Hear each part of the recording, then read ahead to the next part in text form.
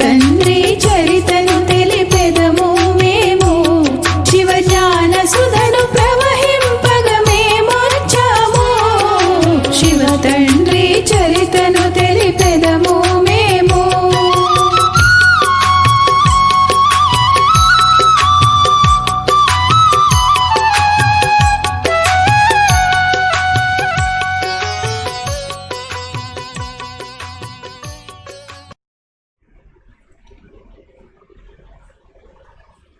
ఈరోజు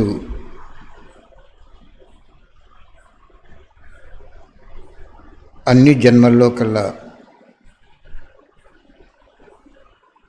ఈ లోని జన్మలో ఈరోజు చాలా పవిత్రమైన రోజుగా ప్రతి ఒక్కరూ అనుభవం చేసుకోండి.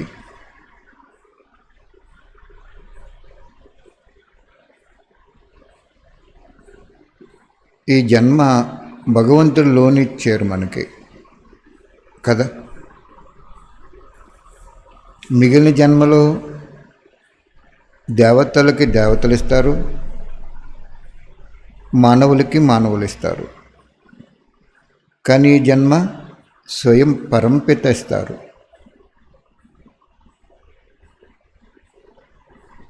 అలౌకిక లోను జన్మ.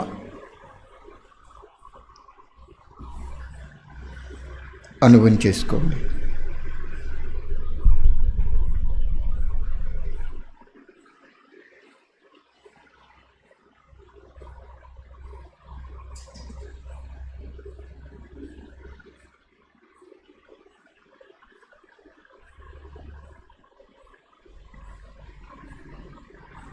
పరంపిత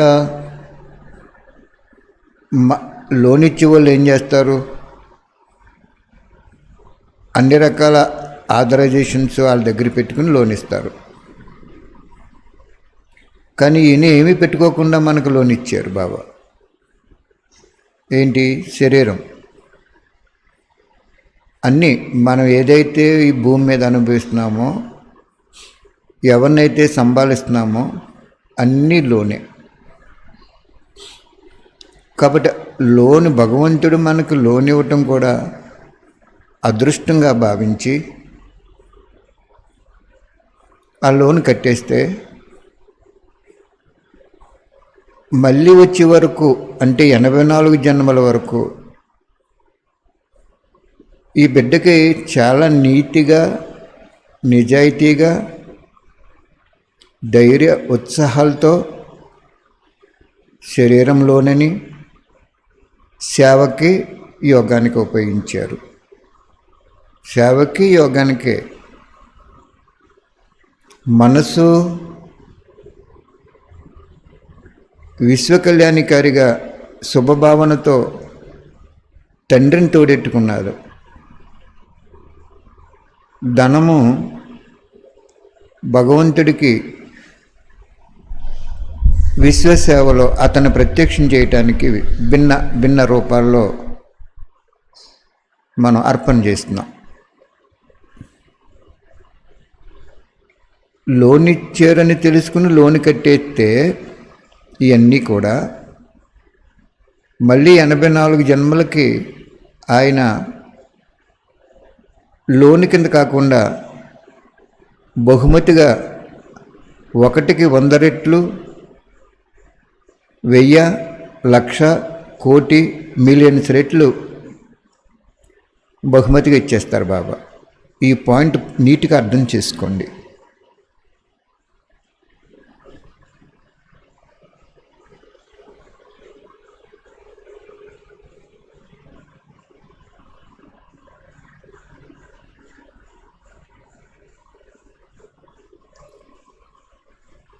మనం చూడండి, ఎవరికైనా అనుకున్న టైంకి వడ్డీతో సహా కట్టేసినప్పుడు వాళ్ళు ఏమంటారు? వాళ్ళకి ఏం నమ్మకం కలుగుతుందంటే ఇతనికి ఎంతైనా ఇవ్వచ్చు, పర్వాలేదు అని నమ్మకం కలుగుతుంది.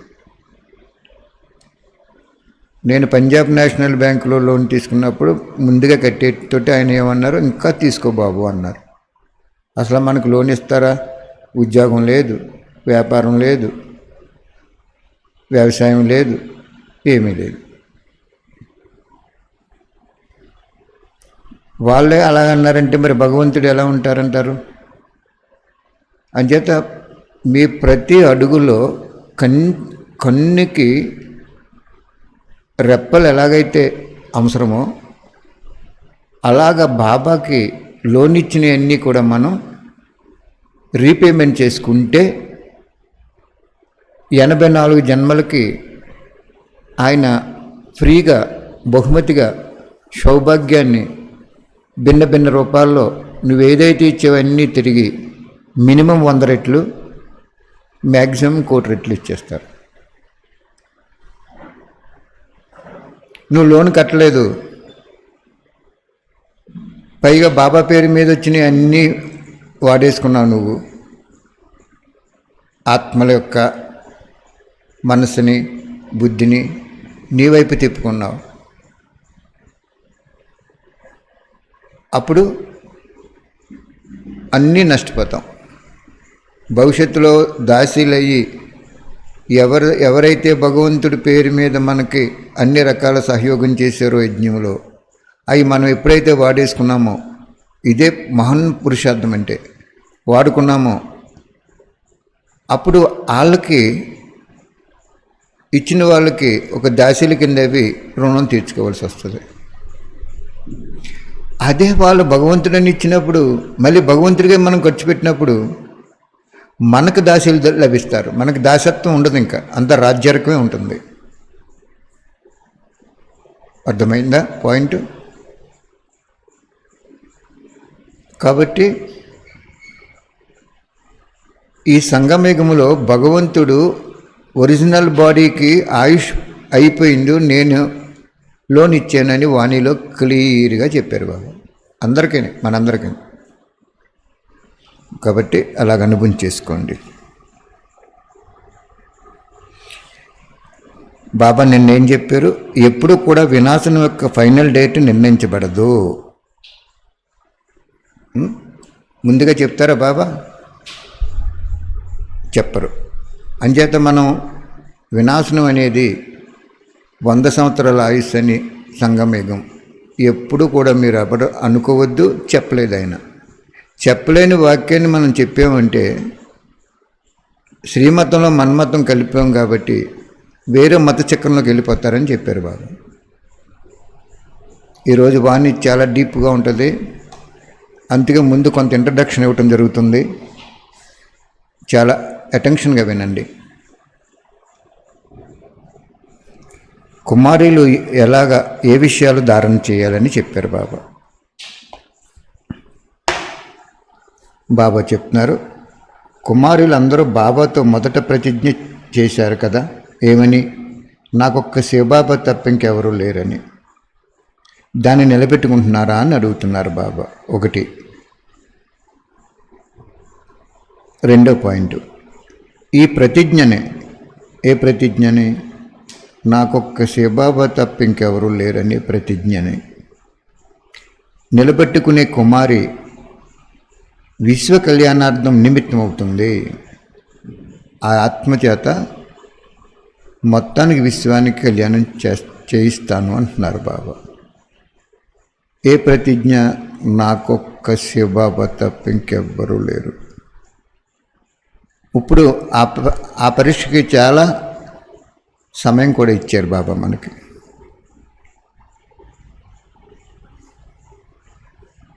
కుమారులకు పూజ జరుగుతుంది. పూజకి ఆధారము సంపూర్ణ పవిత్రత. కుమారులకి మహాత్మ్యము పవిత్రతపై ఆధారపడి ఉంటుంది. పవిత్రత అంటే మొన్న ఏం చెప్పారు బాబా? ఒక్కని స్మృతిలోనే నిజాయితీలో చెప్పారు బాబా. ఒకవేళ కుమారిగా ఉంటూ పవిత్రత లేకపోతే కుమారి జీవితానికి మహత్యం లేదు.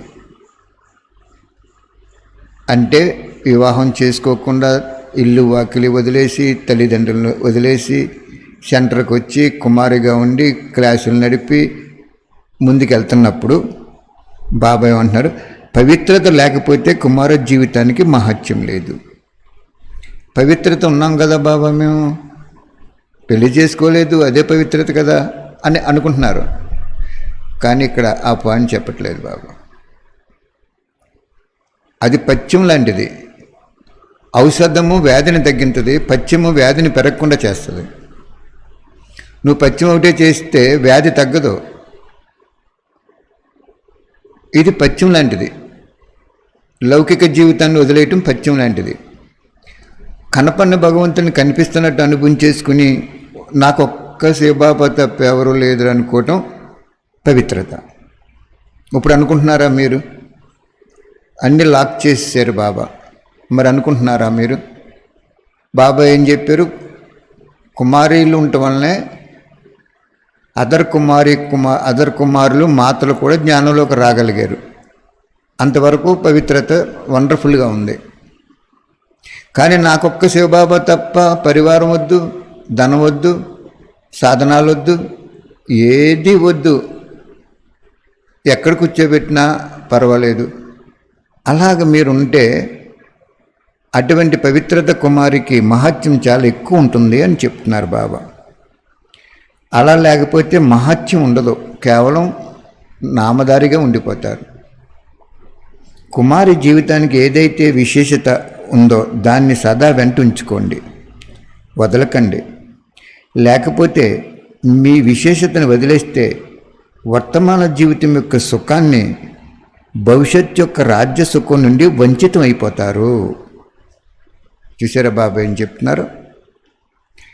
పవిత్రత అంటే నాకు ఒక్క శివబాబా తప్ప ఇంకెవ్వరూ లేరు.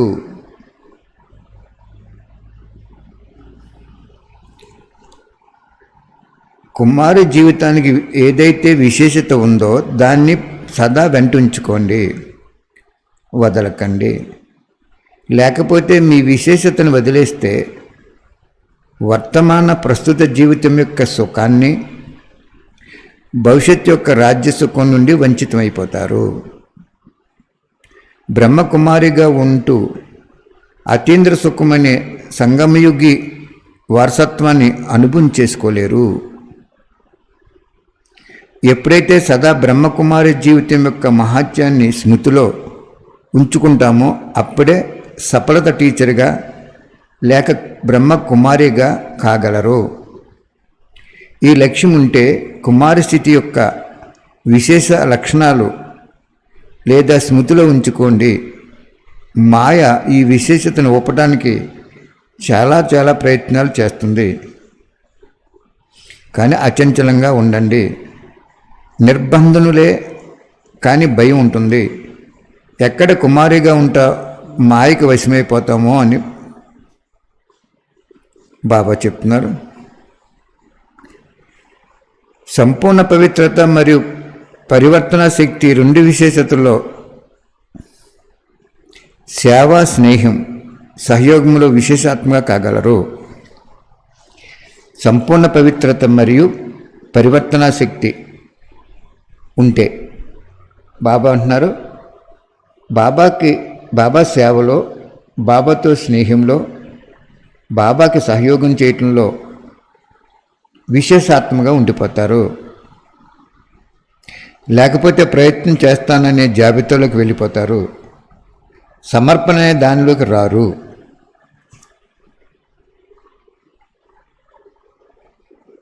ఈ రెండు విశేషతలు స్మృతిలో ఉంచుకున్న కుమారికి మహిమ పూజ్యోగ్యంగా అవుతుంది.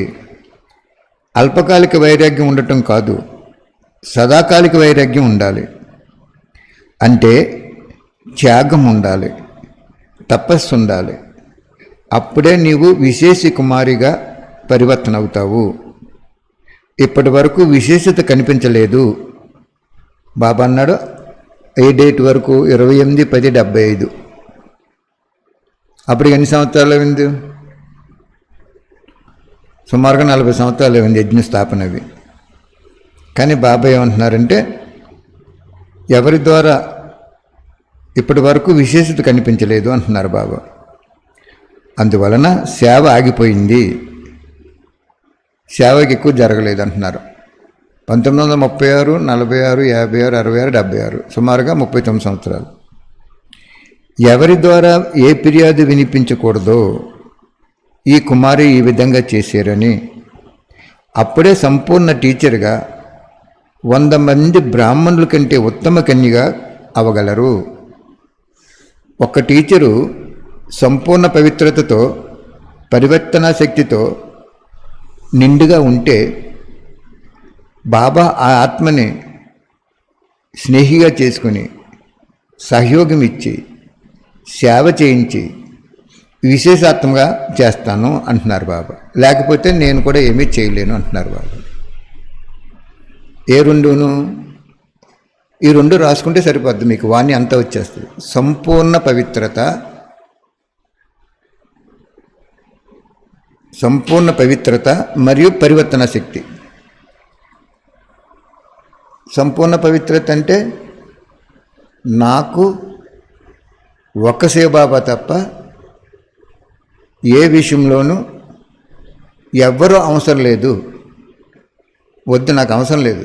ఎవరు వచ్చినా రాకపోయినా ఏది ఏమైపోయినా నా జీవితం ఆయనకి అంకితం చేశాను అని ఒక మీరాబాయి ఎలా అయితే లీనం అయిపోయి ఉంటుందో అలా ఉంటే బాబా ఏం చెప్తున్నారంటే, ఒక్క కుమారి అలాగని తయారవుతే 100 మంది బ్రాహ్మణుల కంటే 100 మంది బ్రాహ్మణుల కంటే ఉత్తమమైన కన్యగా రికార్డ్ అవుతుంది అంటున్నారు బాబా. అర్థమైందా?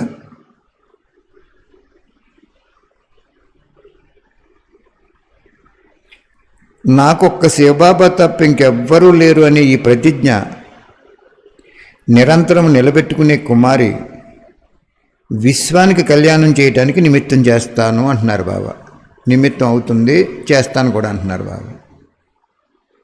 మరి ఒక కుమారి విశ్వ కళ్యాణం చేస్తున్నారా, లేకపోతే ఒక 4-5 సెంటర్లు పెట్టుకుని అక్కడే ఉండిపోతున్నారా? చెప్పారు కదా ఒకసారి బాబా, అక్కడ ఉండకూడదు, బేహద్దు సేవ అంటే అక్కడ మళ్ళీ నిమిత్తం ఎవరినొక నిమిత్తం చేసి నువ్వు ఇంకొకడికి వెళ్ళిపోవాలంటున్నారు. మరి అలా జరుగుతుందా? పరిశీలించుకోండి. ఒకవేళ కుమారిగా ఉంటూ పవిత్రంగా లేకపోతే కుమారి జీవితానికి మహత్యం లేదు. ఆ పవిత్రత పాయింట్నే స్ట్రెస్ చేసుకుంటూ వస్తున్నారు బాబా. అది గమనించాలి మీరు. అక్కడ వివాహం చేసుకోకపోవటం ఒక స్టెప్, కానీ బాబాతో ఉండటం ఫైనల్ స్టెప్. ఇక్కడ చాలా కీన్గా అబ్జర్వ్ చేసుకోవాలి. బాబా ఒక వాణిలో చెప్తారు,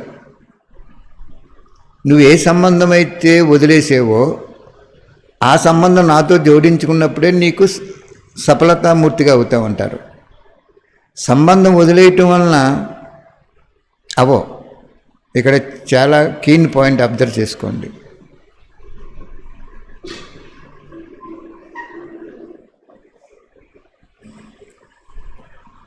చాలా బాగా చెప్తున్నారు మహానుభావుడు. ఏమని? కుమారి జీవితము పవిత్రత మీద మహాత్యం కలిగి ఉంటుంది. 100 మంది బ్రాహ్మణుల కంటే నెంబర్ 1 బ్రాహ్మణాత్మగా నిర్ణయింపబడుతుంది. ఆ ఆత్మతో నేను స్నేహం చేస్తాను. ఎవరు? నువ్వు చేయక్కర్లేదు, ఆయనతో. ఆయనే నీ దగ్గరికి వచ్చి స్నేహం చేస్తారంట, సహయోగం ఇస్తారట, సేవ చేయిస్తారంట. ఏ సేవ? విశ్వానికి సేవ చేయిస్తారంట. మరి ఉన్నారు అలాగా? ఆయన ప్రతిజ్ఞ చేస్తున్నారు,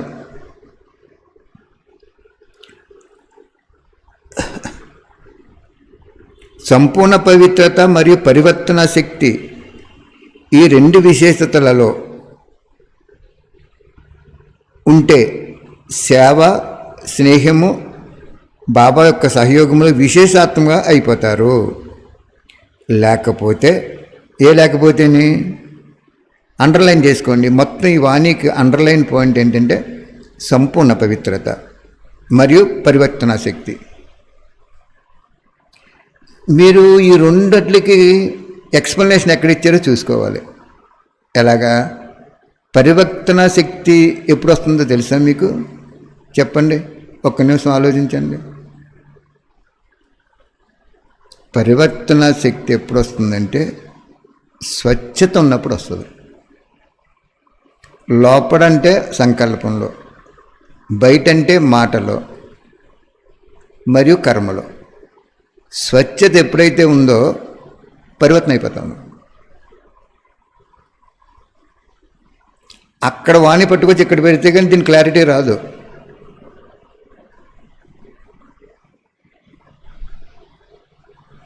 మరి సంపూర్ణ పవిత్రత అంటే ఏంటి? నాకొక్క శివబాబా తప్ప ఇంకెవరు లేరు. ఈ 5 నెలలు అయింది లాక్డౌన్ పెట్టి. ఈ 5 నెలలలో ఈ ఇంటర్నేషనల్ సంస్థలో మెజార్టీ కుమారీల వల్లనే యజ్ఞం నడిచింది, సెంటర్స్ కూడా నడిచినాయి. ఇన్ఛార్జీలు కూడా కుమారీలే. వాళ్ళ జీవితాలు భగవంతుడికి అర్పణ చేశారు. చిన్న వయసులో వచ్చి ముసలివాళ్ళ వరకు అర్పణ చేసుకున్నారు. కానీ ఇక్కడ గమనించవలసిన విషయం ఏంటంటే, వాళ్ళు ఆ త్యాగం చేయటం వల్ల కుటుంబ సభ్యులు బాబా యజ్ఞంలోకి వచ్చారు. మరి నాకు ఒక కుమారియే మా ఇంటికి సెంటర్ పెట్టినప్పుడు వచ్చారు కాబట్టి ఆ ఇన్ఛార్జి వాళ్ళు మేము బాబా దగ్గర రాగలిగాం. ఓకే, అక్కడి వరకు మీకు చాలా పుణ్యకథ తయారైపోయింది. ఆ తర్వాత చెప్తున్నాడు బాబా, ఎలాగైతే కుమారి తల్లిదండ్రుల దగ్గర చాలా గారాభంగా పెరుగుతుంది, కానీ అత్తవారింటికి దగ్గరికి వెళ్ళిన తర్వాత చనిపోయే వరకు అదొక స్వర్గంగా భావించి అత్తమామలతో తల్లిదండ్రులాగా ప్రేమించి భర్తను కూడా గౌరవించినప్పుడు నీ జీవితం సుఖంగా ఉంటుంది. లేకపోతే ఫస్ట్ హాఫ్ బాగుంటుంది, సెకండ్ హాఫ్ ఫెయిల్యూర్ అయిపోతుంది. అందుకే కదా ఇప్పుడు విడాకులు ఇచ్చేయటం ఇవన్నీ జరుగుతున్నాయి. అదేవిధంగా శివబాబా ఏం చెప్తున్నారంటే, నువ్వు వచ్చే కొద్ది వెళ్ళి కొద్ది ఎలాగైతే నాకు ఒక్క శివబాబా తప్ప ఇంకెవరు లేరని తల్లిని, తండ్రిని, అక్క చెల్లుల్ని, అన్నదమ్ముల్ని అందరినీ వదిలేసి, ఇల్లు వదిలేసి, ధనవంతుల కుమారులు కూడా ఉన్నారు, మంచి ధనవంతు కుమారులు ఉన్నారు, చాలా బీద కుమారులు కూడా ఉన్నారు. బాబా యజ్ఞంలో వదిలేసి వచ్చారు మీరు. మా అందరికీ జన్మనిచ్చారు మీరు. బాబా అందరూ ఆయన పిల్లలే కాబట్టి ఎవరిని ఎక్కడ పెట్టాలో అక్కడ పెడతారు ఆయన. కానీ ఇక్కడ స్పెసిఫై చేస్తున్నాడు పాయింట్. నువ్వు వెళ్ళి కొలిది నీకేం ఏమొచ్చిందో పరివారం వచ్చేసారు, అబ్నార్మల్గా ధనం వచ్చింది, ఆస్తి ఐశ్వర్యాలు వచ్చినాయి, సిరి సంపదలు వచ్చినాయి, పేరు వచ్చింది, గౌరవం వచ్చింది. టీచర్ నుంచి దాది అన్నారు, రెస్పెక్టెడ్ గౌరవం ఇచ్చారు మీకు. చూడండి, అక్కినేని నాగేశ్వరరావుకి నట సామ్రాట్ అని బిరుదు ఇచ్చారు. అలాగే బాబా ఏం చేశారు, మీకు పరివారం ద్వారా మా అక్కే కాదు మా దాది అన్నారు. అంత హై రెస్పెక్ట్ ఇచ్చాడు ఒక్క జన్మలోనే. ఇక్కడ కండిషన్ క్లాత్ చెప్తున్నారు బాబా, నీకు అంతిమ వరకు పూజ జరగాలన్నా సంగమయుగం యొక్క ఏం చెప్పారు బాబా, మహిమయోగ్యంగా అవ్వాలన్నా, త్యాగం ఉండాలన్నా, తపస్సు ఉండాలన్నా, విశేష కుమారిగా ఉండాలన్నా సదాకాలిక వైరాగ్యం కావాలి నీకు అంటున్నారు బాబా. ఎంత వండర్ఫుల్ అండర్లైన్ పాయింట్ అది. ఆదిలో ఎలాగైతే నీకు వైరాగ్యం వచ్చి ఇక్కడికి వచ్చేవో బాబా సెంటర్కి, అంతిమ శ్వాస వదిలే వరకు అదే వైరాగ్యంలో ఉంటే అద్భుతమైన కుమారి అని చెప్తున్నారు బాబా. చెప్పాను కదా మీకు, తల్లిదండ్రుల దగ్గర జీవితం బాగుంది, అత్తవారింటి దగ్గరికి వచ్చేటప్పుడు కూడా ఇంకా బాగుండాలి. అలాగే అప్పుడే విశేష కుమారి అంటారు. ఇప్పటి వరకు విశేషత కనిపించలేదు అంటున్నారు బాబా. 40 సంవత్సరాలు అయింది యజ్ఞం అయిపోయేప్పటికీ విశేషత కనిపించలేదు అంటున్నారు బాబా. అందువలన సేవ ఆగిపోయింది అంటున్నారు. ఎంత క్లియర్గా చెప్పారు చూడండి బాబా. సేవ ఎందుకు ఆగిపోయిందంటే మీలో విశేషత లేదంటున్నారు బాబా. విశేషత లేకపోతే సేవ జరగదండి. ప్రతి సేవలో ఒక విశేషత ఉంటేనే సేవ జరుగుతుంది. ఎప్పుడు చెప్పారు? ఇది 75లో చెప్పారు బాబా. 36లో యజ్ఞం స్టార్ట్ అయింది. బ్రహ్మబాబా ఉన్న వరకు కొంతవరకు బాగుంది. తర్వాత క్లియర్గా ఆయన చెప్తున్నారు, నా మాటలు కాదు ఇది. ఏమని చెప్తున్నారు? ఇప్పటి వరకు విశేషత కనిపించలేదు కుమారీల్లో, అందువలన సేవ ఆగిపోయింది. ఎవరి ద్వారా ఏ ఫిర్యాదు వినిపించకూడదు. అప్పుడే సంపూర్ణ టీచర్గా 100 మంది బ్రాహ్మణుల కంటే ఉత్తమ కన్యగా కాగలరు. ఎవరైనా బాబా ఈ టీచరు మాకు ఈ విధమైనటువంటి పాత్ర అభినయించి మాకు అనేక రకాలుగా మానసిక ఆందోళన, ఏ యొక్క డిమాండ్లు వస్తున్నాయని కంప్లైంట్ వచ్చిందనుకోండి పరివారం నుంచి, అందుకే ఏం చెప్పాడైనా, ఒకే తండ్రి కాబట్టి ఒకే పాయింట్ చెప్తాడు. ఆ ఒక్క పాయింట్గా నీకు అర్థాలు వస్తాయి. ఏ ఫిర్యాదు వినిపించకూడదు. ఉన్నారా మీరు అలాగా? ఏ విద్యార్థి కూడా మా ఈ టీచరు మాకు ఈ విషయంలో ఈ విధంగా కష్టాన్ని కలగజేసి ప్రవర్తించారు అని మాట కనుక వచ్చిందనుకోండి, సంపూర్ణ టీచర్ కదా అంటున్నారు. 100 మంది బ్రాహ్మణులు కూడా నువ్వు దాటలేవు, ఆ టైటిల్ కూడా కట్ అయిపోద్ది అంటున్నారు. మురళీ సారం చెప్తున్నారు బాబా. నాకొక్క శివబాబా తప్ప ఇంకెవ్వరూ లేరనే ఈ ప్రతిజ్ఞ సదా నిలబెట్టుకునే కుమారి విశ్వ కళ్యాణార్థం నిమిత్తం అవుతుంది. మొత్తాన్ని విశ్వానికి నిమిత్తం అవుతుంది. మరి మా అమ్మ ఉన్నారు, ఆవిడ కుమారి కదా, ఆవిడకు ఓన్లీ మౌంట్ ఆబుగా నిమిత్తం అయిందా? మొత్తం యజ్ఞానికి నిమిత్తం అయింది. మీకు ఇంకా తెలుసో తెలీదు, ఆవిడ బ్రహ్మబాబా కంటే ముందే సూక్ష్మతం వెళ్ళిపోయింది. అవ్యక్త పరిస్థితిగా సూపర్ సేవ చేస్తున్నారు ఆవిడ. విశ్వానికి ఉపయోగపడ్డారు ఆవిడ. ఒకవేళ కుమారిగా ఉంటూ పవిత్రంగా లేకపోతే కుమారి జీవితానికి మహత్యం లేదు. బాబా ఏం చెప్తున్నారు? పవిత్రత అంటున్నారు ఇక్కడ. అదేంటి బాబా, మేము ఆది నుంచి లాస్ట్ తుది శాస్త్రవతి వరకు వివాహం చేసుకోలేదు కదా, బ్రహ్మచర్యంలోనే ఉన్నాం కదా, అది పవిత్రత కాదా, ఏంటి ఇలాగంటావు అనుకుంటాం మనం. బాబా పవిత్రత అనేది ఎక్కడెక్కడ చెప్పాడో అది ఇక్కడ పట్టుకొచ్చి క్లబ్ చేసుకోవాలి.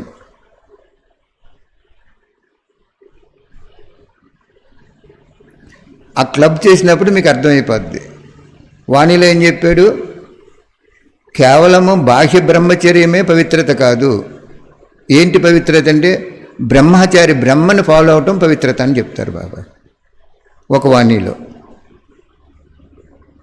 ఇంకో వాణిలో ఏం చెప్తాడు? నాకొక్క శివబాబా తప్ప ఇంకెవరూ లేరని మనస వాచ కర్మణ సంబంధ సంపర్కాల్లో, సంకల్పంలో, సమయంలో, ప్రతి సమయం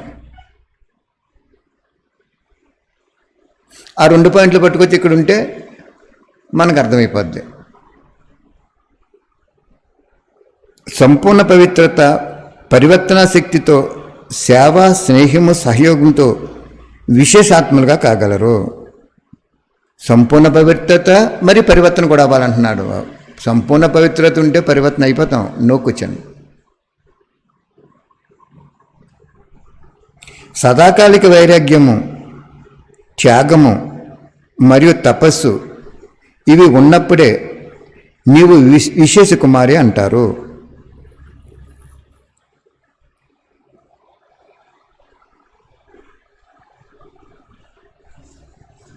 అర్థమైందా వాణి సారం? మరి వీళ్ళంతా పవిత్రులే కదా, ప్రకాశ్ మందాది వీళ్ళంతా కుమారిలే కదా. అందుకేం చెప్తున్నాడు? లాస్ట్ వరకు నువ్వు అంతిమ శ్వాస వరకు ఒక్క బాబా తప్ప ఇంకెవరు లేరు. వాళ్ళు ఆ విధంగా మ్యాక్సిమం పాస్ అయ్యారు. మరి మనకు వచ్చామనుకో, మన దగ్గరికి వచ్చేటప్పటికి ఇప్పుడు 5 నెలల నుంచి లాక్డౌన్ అయిపోయింది. మీరు చిన్న పాయింట్ని మంచి మనసుతో చెప్తున్నాను, నేను ధారణ చేశాను, మీకు కూడా ధారణ చేయడానికి చెప్తున్నాను తప్ప విమర్శించడానికి చెప్పట్లేదు. ఎవరిని ఏమీ అడగండి. ఈరోజు కాయగూరలు లేవు, శివబాబా సంపూర్ణ పవిత్రత అంటే నాకొక్క శివబాబా తప్ప ఎవరూ లేరన్నారు కదా, అంచేత నేను ఆ ఎక్స్ని, వైని, జడ్ని, ఈ పరివారాన్ని ఆ పరివారాన్ని అడగాలి అని సంకల్పం రాకుండా ఉండటమే సంపూర్ణ పవిత్రత. మరి మీకు అర్థమైందో లేదో తెలియదు, బాబా నాకు అర్థం చేయించి చెప్పిస్తున్నారు. ఎందుకంటే మీరందరూ మాలాంటి వాళ్ళకి మేము వివాహాలు చేసేసుకుని వికారాల అగ్నిలో కాలిపోతున్నటువంటి సమయంలో మీ శీతలత శక్తి మాకు జల్లేరు కాబట్టి మళ్ళీ మీరు కూడా సంపూర్ణంగా పవిత్రం అవ్వాలని ఆశతో చెప్తున్నాను తప్ప విమర్శతో చెప్పట్లేదు. ఇక్కడ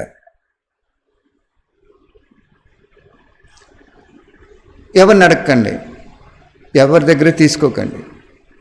బాబా నాకు కాయగూరలు ఒక రోజుకి వస్తాయి, నాకు కాయగూరలు కావాలి,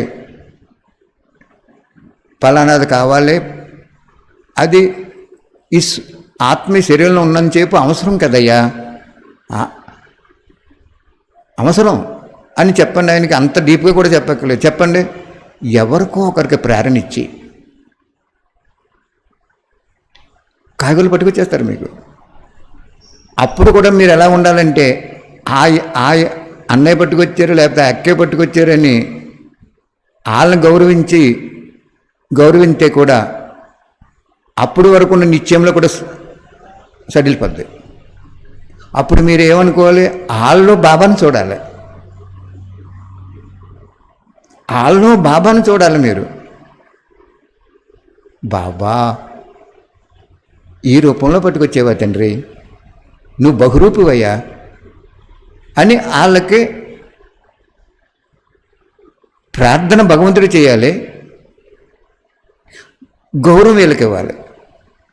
ఓకే, అలా చేయండి. ఆహార విషయంలో, అద్దె కడతంలో, ఆరోగ్య విషయంలో కూడా.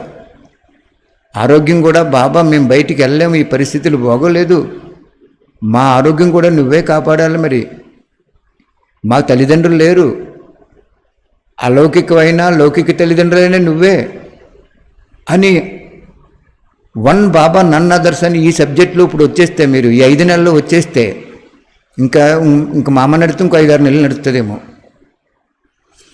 వస్తే మీరు పవిత్ర కన్యగా, విశ్వ కళ్యాణకారి కన్యగా 100 మంది బ్రాహ్మణుల కంటే ఎక్కువ కన్యగా భగవంతుడు నీకుతో స్నేహం చేసి, నువ్వు ఆయనతో స్నేహం చేయక్కర్లేదు, నువ్వు చేసావు ముందు. చెప్తున్నాడు ఈ పాయింట్లన్నీ ఇక్కడ. భగవంతుడైన శివపరమాత్ముడు నీ సంపూర్ణ పవిత్రతకి ఆయన బలైపోయి, నువ్వు పక్కనున్నా కానీ ఆయన నీ దగ్గరికి వచ్చి నీతో స్నేహం చేసి నీకు సహయోగం ఇచ్చి నీ సేవతో విశ్వకళ్యాణం చేయింతానంటున్నారు బాబా. అంటే నిన్ను ఆదిలో నమ్మాడు, అంతిమ వరకు నమ్మాలనంటే నువ్వు మారకూడదు. ఒక్కటే గుర్తంటే, అత్తవారింటికి వెళ్ళినా కూడా పుట్టింటికంటే ఎక్కువ అభిమానంతో అత్తగారిని మామగారిని చక్కగా మంచి మధురమైన మాటలతో భర్తని ఒక దైవంగా, భర్తను ఎలాగా భోజనం వడ్డించేటప్పుడేమో తల్లిగా, సలహా ఇచ్చేటప్పుడు ఒక మంత్రిగా, ఇలాగా ఆదిశాస్త్రాల్లో ఉన్నాయి కాబట్టి ఆ విధంగా ఉన్నావనుకో, నువ్వు ఇంక వండర్ఫుల్ నీ జీవితం. ఈ ఫెయిల్ అయిందనుకోండి, లాస్ట్కి వచ్చేటప్పటికి పవిత్రత బికమ్ సంపూర్ణ పవిత్రత. పవిత్రత వరకు లాస్ట్ వరకు ఉండి సంపూర్ణ పవిత్రత లేకపోతే బాబా అన్నాడు నీ జీవితంలో ఏం డ్రాబ్యాక్ వస్తుందో చెప్తున్నాడు. ఇక్కడ ఏం చెప్పారు అంటే బాబా చాలా వండర్ఫుల్గా చెప్పారు.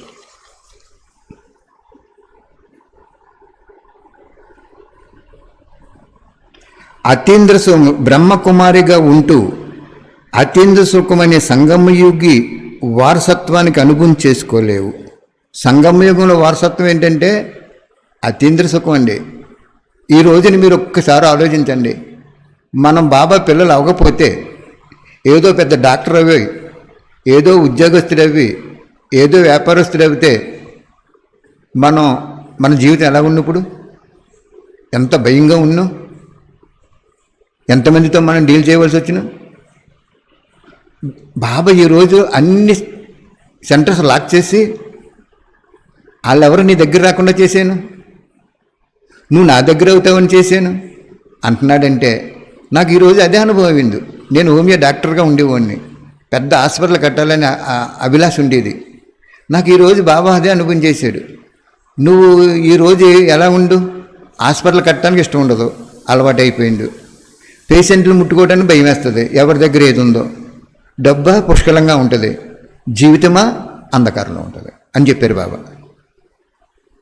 మరి ఎంత అదృష్టం అయ్యా మీకు. ఇటువంటి భయంకర క్లిష్ట పరిస్థితిలో అంటువ్యాధితో ఉన్న ఈ పాత ప్రపంచం బాబా పిల్లలు అవటం వలన చక్కగా సెంటర్లో ఉండి ఆయన అనుభవం చేసుకుంటూ, ఎవరైనా వచ్చినా కానీ ఛత్రసాయిలో రా బాబా అని పిలుచుకుని బాబాని గొడుగ్గా తీసుకుని ఎండ తగలకుండా, గొడుగు ఎండకి అది ఎండలో ఉండిపోద్ది, మనకి ఎండ తగలనివ్వదు. వర్షంలో అది తడిసిపోద్ది, మనల్ని తడనివ్వదు. అలాగ బాబా మనల్ని పెంచాడు అంటే నాకు అదే అనిపించింది. ఈరోజు మనం ఒక హోమియో డాక్టర్గా ఉండి పెద్ద హాస్పిటల్ కట్టాలి, అన్ని రకాలుగా ఎస్టిమేషన్ వేసాం. ఈరోజు అలవాటు అయిపోయింది కాబట్టి పేషెంట్లు చూడకుండా ఉండలేము, ఒక పక్క భయంగా ఉంటుంది, ఎంత డ్రగ్గింగ్ ఉన్నా ఏమున్నానే. ఇప్పుడు బాబా అంట వలన, బాబా బయటికి వెళ్తున్నావు, నువ్వు ఒకసారి ఛత్రసాయి గారు రా తండ్రి, ఏదో అవసరం వచ్చి అని సంకల్పం చేసినప్పుడు మనకు కూడా వచ్చేస్తారు బాబా. కాబట్టి అలా నిలబెట్టుకోండి. ఇంత క్లియర్గా చెప్పేసాడు కదా బాబా. ఏమంటున్నాడు బాబా ఇక్కడ చూడండి,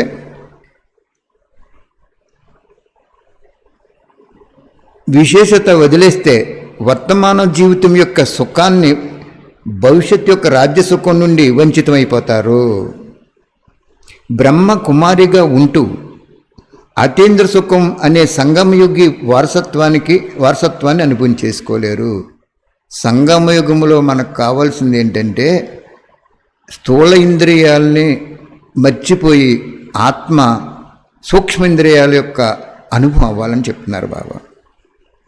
ఎప్పుడైతే సదా బ్రహ్మకుమారి జీవితం యొక్క మహాత్యాన్ని స్మృతిలో ఉంటామో అప్పుడే సఫలత టీచర్గా లేదా బ్రహ్మకుమారిగా కాగలరు. ఈ లక్ష్యం ఉంటే కుమారి స్థితి యొక్క విశేష లక్షణాలు లేదా స్మృతిలో ఉంచుకోండి. అర్థమైందా అడుగుతున్నారు బాబా. సంగమయుగం యొక్క అద్భుతమైన ఖజానా ఏం చెప్తున్నారు బాబా? అతీంద్ర సుఖం. వండర్ఫుల్ పాయింట్ అన్నమాట అది. మీకు 84 జన్మలో ఎక్కడా కూడా అతీంద్ర సుఖం అనేది ఇచ్చేటటువంటి ఒక వస్తువు కానీ, ఒక వైభవం కానీ, ఒక వ్యక్తి కానీ, నీ రక్త సంబంధికులు కానీ, ఏ ప్రదేశం కానీ, ప్రకృతి కానీ నథింగ్ ఇవ్వలేదు ఎక్సెప్ట్ బాబా.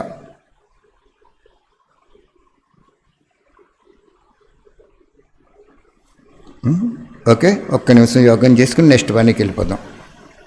అంచేత కుమారులందరూ కూడా మ్యాక్సిమం అంతా కుమారులే కాబట్టి, ఇన్ఛార్జీలు కూడా కుమారులే కాబట్టి మనస్ఫూర్తిగా మాకు జన్మనిచ్చి మాకింత సౌభాగ్యాన్ని ఇప్పించేలాగా తండ్రికి చేర్చారు కాబట్టి మీరు కూడా అంతిమంలో సంపూర్ణంగా ఒక్క బాబాతో ఉండాలని మనసారా కోరుకుంటూ ఒక్క నిమిషము బాబా ఆ పిల్లలందరినీ కూడా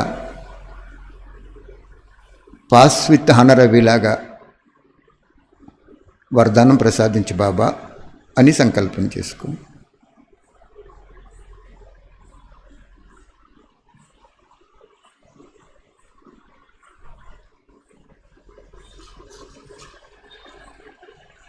ఎందుకంటే ఒకరికి రుణపడుతున్నారు, ఆ రుణం ఇప్పుడు మేము తీర్చేసుకోవాలి. అదర్ కుమారులందరం కూడా కుమారుల రుణం తీర్చేసుకుంటే చాలా ఫ్రెష్గా ఉంటుంది కదా. నెక్స్ట్ చెప్తున్నారు బాబా, ఎవరిలో బాబా కనిపిస్తారు?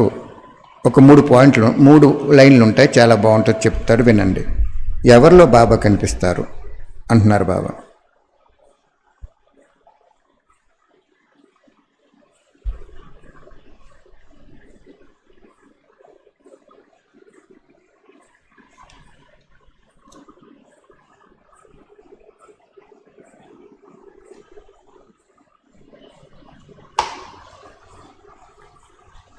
ఎవరిలో కనిపిస్తారు అంటున్నారు బాబా. చెప్తున్నారు బాబా.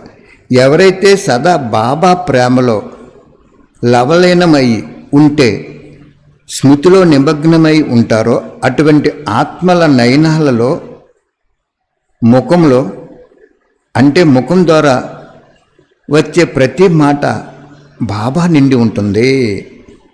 శక్తి స్వరూపానికి బదులు సర్వశక్తివాన్ దృష్టి వస్తుంది. ఏ విధంగా అయితే ఆదిలో బ్రహ్మ రూపానికి బదులు సదా శ్రీకృష్ణుడు కనిపించేవాడు. బ్రహ్మకి శ్రీకృష్ణుడికి ఎంత తేడా ఉంది? అదేవిధంగా శక్తుల ద్వారా సర్వశక్తివంతుడు కనిపించాలి. అటువంటి అనుభవం అవుతుంది కదా. ఎవరికి అయితే సదా అంటే నిరంతరము శివబాబా స్మృతిలో ఉంటారో, మరియు ఇక్కడ రెండు పాయింట్లు అండర్లైన్ చేసుకోండి, మరియు నాది అనేది లేకుండా త్యాగవృత్తి ఉంటుందో వాళ్ళలో బాబా కనిపిస్తారు. ఎవరైతే నాది అనేది మర్చిపోతారో వారిని చూసి ఇతరులకు కూడా వారి రూపం కనిపించదో. వండర్ఫుల్ చెప్తున్నారు బాబా ఇక్కడ, సూపర్ అన్నమాట. ఏ విధంగా అయితే ఒక స్కానింగ్ చేసేటప్పుడు ఏం చేస్తుంది, అది లోపల ఉన్నటువంటి అవయవాన్ని పిక్చరైజేషన్ చేసేస్తుంది ఎలా ఉందో. మన ముఖాన్ని, మన శరీరాన్ని, మన చర్మాన్ని చేయదు, అది ఇంటర్నల్గా ఉన్నదాన్ని తీసుకొస్తుంది. అలా వండర్ఫుల్గా చెప్తున్నాడు బాబా మహానుభావుడు. చూడండి ఎంత ఒక్కొక్క వాక్యం మనకి శరీరం గగురుపొడిచేలాగా ఉంది. ఇక్కడ చెప్తున్నారు చూడండి బాబా, మళ్ళీ చదువుతున్నాను. ఒక 4-5 లైన్లు ఉన్నాయి అంతే. ఎప్పుడు డేట్ కావాలంటే మీకు 28/10/75. దాని హెడ్డింగ్ ఏంటంటే 100 మంది బ్రాహ్మణుల కంటే ఉత్తమ కన్యగా అవ్వటానికి ధారణలు అని చెప్పారు బాబు. ఎవరైతే సదా బాబా ప్రేమలో లవలీనమై ఉంటే, స్మృతిలో నిమగ్నమై ఉంటే, అటువంటి ఆత్మల నయనాలలో, ముఖంలో, అంటే ముఖం ద్వారా వచ్చే ప్రతి మాట బాబా నిండి ఉంటారు. ఆయన ఎప్పుడు కూడా పొగట్టం అనేది ఆయన జీవితంలో ఉండదు. రియల్గానే చెప్పాడు. మనల్ని ఏదో కొంచెం ముందుకు తోయటానికి కూడా చెప్పరు ఆయన. అంచేత ఇక్కడ ఏం చెప్తున్నారు బాబా, వాళ్ళ ముఖం ద్వారా వచ్చే ప్రతి మాట బాబా నిండి ఉంటారు. ఉన్నారా మరి మీకు మనందరికీ? శక్తి స్వరూపానికి బదులు సర్వశక్తివాన్ దృష్టి వచ్చేస్తుంది.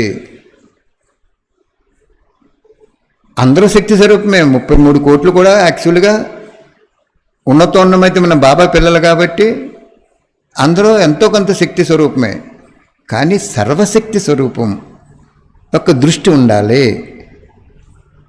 ఈ విధంగా ఎవరైతే ఉంటారో, ఏ విధంగా అయితే ఆదిలో బ్రహ్మబాబా రూపానికి బదులు సదా శ్రీకృష్ణుడు కనిపించాడు కదా, అడుగుతున్నారు బాబా. బ్రహ్మబాబా దగ్గరికి ఎదురుగుండా వెళ్ళి కూర్చోగానే అతను కనపడటం మానేసి శ్రీకృష్ణుడు కనపడ్డాడు. ఏం చేత? భగవంతుడి ప్రేమలో లీనమై ఉన్నాడు ఆయన. 1.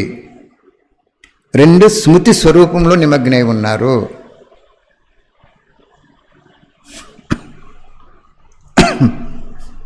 శ్రీకృష్ణుడు కనిపించేవారు. అదేవిధంగా శక్తుల ద్వారా సర్వశక్తివంతుడు కనిపించాలి. అటువంటి అనుభవం అవుతుందా? ఎవరికైతే సదా బాబా స్మృతిలో ఉంటారో, 1 ఇక్కడ రాసుకోండి. షార్ట్ చూడండి, పేపర్ వాళ్ళు షార్ట్ హ్యాండ్లో రాసుకుంటారు. మీకు ఈ పాయింట్ రాసుకోండి. ఎవరైతే బాబా స్మృతిలో ఉంటారో, 1 మరి అందరూ బాబా స్మృతి లేకుండా ఎవరు ఉండరు, ఉంటారు. అది కానీ సదాకాలికంగా ఉండదు. పోనీ సదాకాలికంగా ఉంది. నెక్స్ట్ పాయింట్ చెప్తున్నాడు.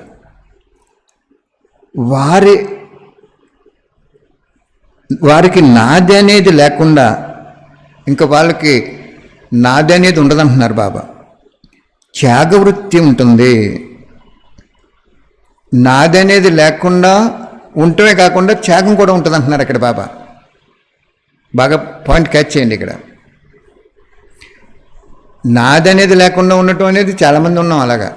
నాదేంటి బాబాది అంటాం నోటితోటి వచ్చేసి. కానీ ఆ నాది అని నీకు నాది కాదని నీకు అనుకున్నప్పుడు నీది ఇంకొకరికి లేని వాళ్ళకి ఇస్తావా? వాళ్ళకి లేనిది నీ దగ్గర ఉన్నది ఇస్తావా? అది ఇక్కడ టెక్నికల్ పాయింట్. ఇక్కడ చాలా సూపర్గా చెప్తున్నారు పాయింట్ ఇక్కడ బాబా. నాది అనేది లేకుండా, నాది అనేది లేకుండా ఉండాలంటున్నారు బాబా. అదే త్యాగవృత్తి అంటున్నారు. అది ఇతరులకు ఇవ్వాలంటున్నాడు బాబా. ఓకే, ఇంకా చెప్పలేకపోతున్నా ఎంత డీప్గా ఉందో చూడండి బాబు. నాదనేది లేకుండా త్యాగవృత్తి ఉంటుందో వాళ్ళలో బాబా కనిపిస్తారు. మాతను ఒక వాణిలో చెప్తారు బాబా, నువ్వు అమాయక మాతలో పవిత్రత చక్కగా పాటిస్తున్నారు మీరు బాబా శక్తిని తీసుకుని, కానీ నన్ను ఆత్మిక ప్రియుడిగా లేదా మా అన్నయ్యలైతే ప్రేయస్గా అనుభవం చేసుకుంటున్నావా? అది కూడా చాలా ఇంపార్టెంట్ అని చెప్పాడు వాణిలో. అంటే ఏ సంబంధం అయితే నువ్వు వదిలేసేవో, మంచివాడు అవేవు, గుడ్ అవేవు, బెటర్ బెస్ట్ అని ఇంక 2 ఉంటాయి డిగ్రీస్. అది అవ్వాలంటే ఏ సంబంధం అయితే నువ్వు వదిలేసి బాబా దగ్గరికి వచ్చేవో ఆ సంబంధము, ఆ కనపడిన భగవంతుణ్ణి, ఆ మాట్లాడిన భగవంతుణ్ణి, ఆ అమాయకుణ్ణి, ఆ బోళనోదుణ్ణి నువ్వు అనుభవం చేసుకోవాలి. అది మెయిన్ పాయింట్ ఇక్కడ.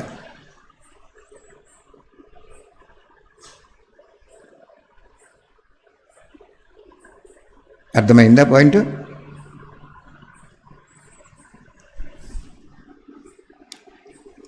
ఎవరైతే నాది అనేది మర్చిపోతారో,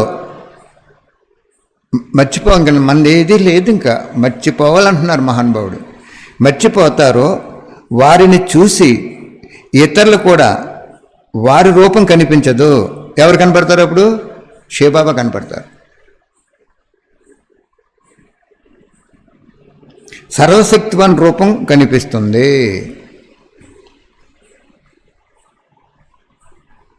ఈ వాణి ఈ 4, 5, 10 లైన్లో అండర్లైన్ చేసుకోవాల్సిన పాయింట్ ఏంటంటే, ఒక్కని స్మృతిలో లీనమై ఉండటం అని రాసుకోండి. నాది అనేది మర్చిపోవాలి అని రాసుకోండి.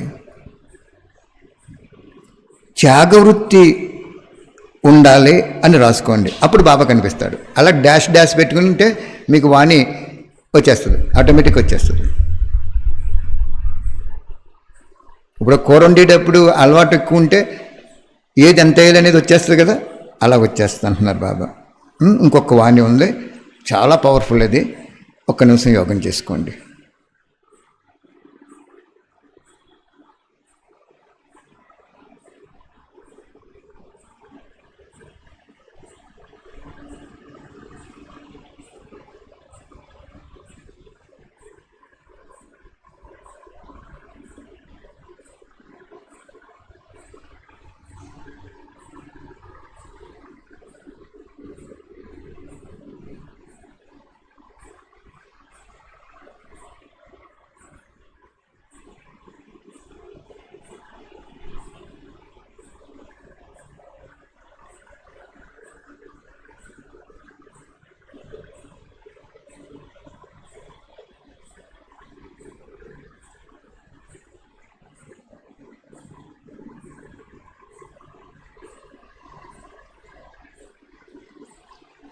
నాదనేది మర్చిపోయి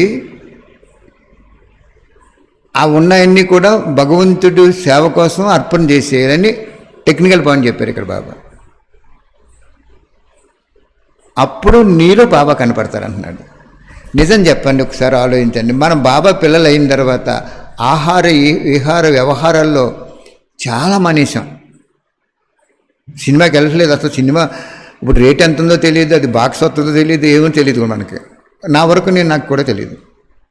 అలాగ మనం అన్నీ మర్చిపోయాం. కానీ ఉన్నవన్నీ ఆయనకు అర్పణ చేసామా? అక్కడ మీకు సంపూర్ణ పవిత్రత అంటే ఆయన ప్రత్యక్షం చేయడానికి అర్థం చేసామా? బ్రహ్మబాబా ఏం చేశాడు? స్థూలం అంతా ఇచ్చేసిన వెంటనే ఆయన కనపడకుండా కృష్ణుడు కనపడ్డాడు. కృష్ణుడు కనపడేటంత పురుషార్థం ఆదిలో చేశాడు ఆయన. ఏం చేశాడు ఆయన? అక్కడ పురుషార్థానికి స్థూలమైనటువంటి త్యాగానికి డిఫరెన్షియేషన్ తీసుకోవాలి. అక్కడ మనం సర్వస్వ త్యాగే వేరు ఆయన ఫస్ట్ నుంచి. తనువు, సమయం, సంకల్పం, ధనం, సంబంధం. వెంటనే బ్రహ్మ, అవ్యక్త బ్రహ్మగా, శ్రీకృష్ణుడిగా, స్వయం భగవంతుడు జ్యోతి కింద కనపడి వాళ్ళని అలా తీసుకొచ్చి ఓ మండలి కూర్చోబెట్టాడు శివబాబా. ఏం పురుషార్థం చేసేసాడు ఆయన? ఎన్ని సంవత్సరాలు చేసేసాడు? ఇప్పుడు వరకు ఎంత పురుషార్థం చేస్తే మనకే రావట్లేదు కదా. మరి ఆయనకి ఎందుకు శ్రీకృష్ణుడిగా కనపడ్డారు బయట వాళ్ళకి? అక్కడ ఏంటంటే సర్వస్వ త్యాగి. ఆయనకి లోనిచ్చినవి అన్నీ కూడా త్యాగం చేశాడు అక్కడ. ఏది స్థూలం? స్థూలం త్యాగం చేయడం వల్ల సూక్ష్మం ఇచ్చేసాడు బాబా అక్కడ. మనం ఏం చేసామంటే అన్నీ వదిలేసాం. కానీ ఆ వదిలేసిన ద్వారా వచ్చినటువంటి సుఖాలను బాబాకి ఇవ్వలేకపోయాం. ఈరోజు సినిమాకి వెళ్ళాలంటే ఫ్యామిలీకి ఒక 5 వెళ్ళాలంటే 500 అవుద్ది. ఎన్నిసార్లు మానేసాం మనం? ఎంత మరి బాబా కళ్యాణం కోసం, బాబాను ప్రత్యక్షం చేయడానికి, ఇంకెవరి గురించి కాదు, చేయటానికి మనం ఇచ్చామా? అది లెక్క చూస్తాడు అక్కడ బాబా. చాలా బాగా చెప్తారు బాబా. వదిలేసింది వదిలేసావు, చాలా మంచివాడు, కానీ నా దగ్గర ఏం దాచుకున్నావు నువ్వు? అది చూస్తారు బాబా. Okay, next point.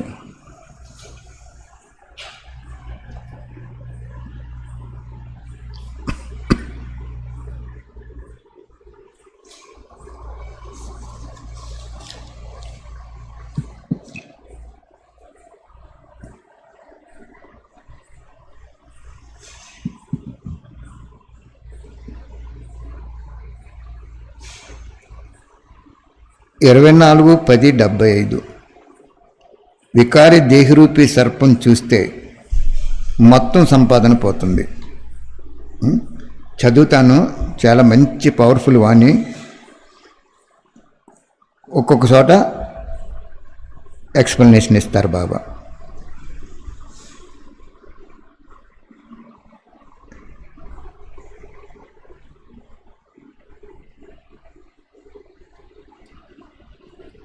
మొత్తం వాణి చదువుతాను, జాగ్రత్తగా అర్థం చేసుకోండి. సర్వప్రాప్తుల యొక్క అధికారం ఇచ్చేవారు అంటే మనకిస్తారంట అధికారం. జరిగిపోయింది ఏదో జరిగిపోయిందని వర్తమానము మరియు భవిష్యత్తు యొక్క ప్రతి సంకల్పం శ్రేష్టంగా చేసేవారు మరియు ఆత్మల యొక్క కర్మల కథ తెలిసినవాడు ధర్మరాజైన శివబాబా మాట్లాడుతున్నారు. బాబ్దాదా పిల్లలందరినీ చూస్తున్నారు. ప్రతి ఒక్కరూ ఇక్కడికి వచ్చే ముందు కోర్సు తీసుకున్నారు కదా. కోర్సు తీసుకున్నారా? కోర్సు తర్వాత రివైజ్ కోర్సు నడుస్తుంది.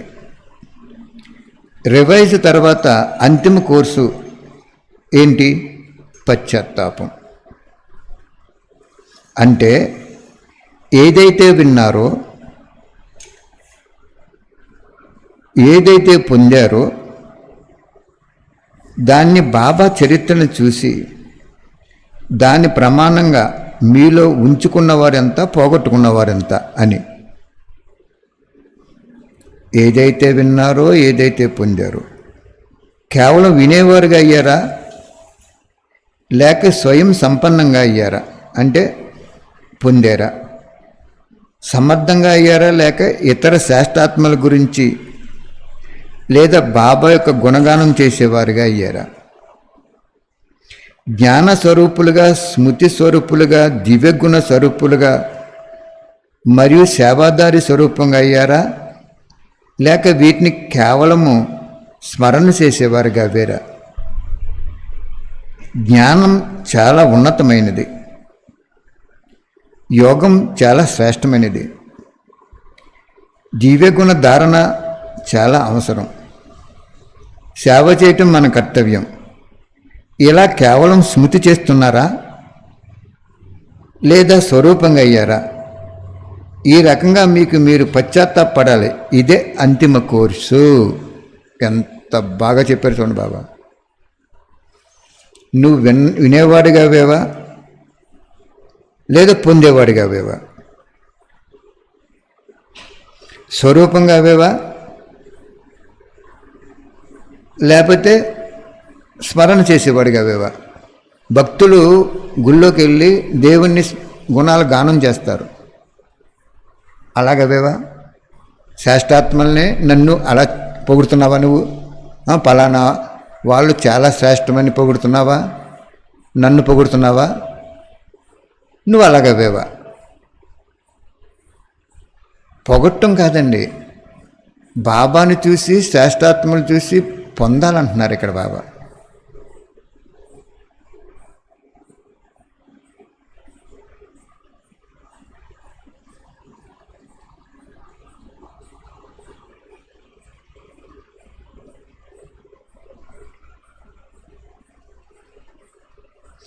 విశ్వ పరివర్తనకి ముందు స్వయం పరివర్తన అవుతున్నారా? బాబ్దాదా దగ్గర నిరాకారి మరియు సాకారి ప్రతి పిల్లవాని యొక్క రిజిస్టర్ ఆది నుండి ఇప్పటి వరకు నిండి ఉంటుంది.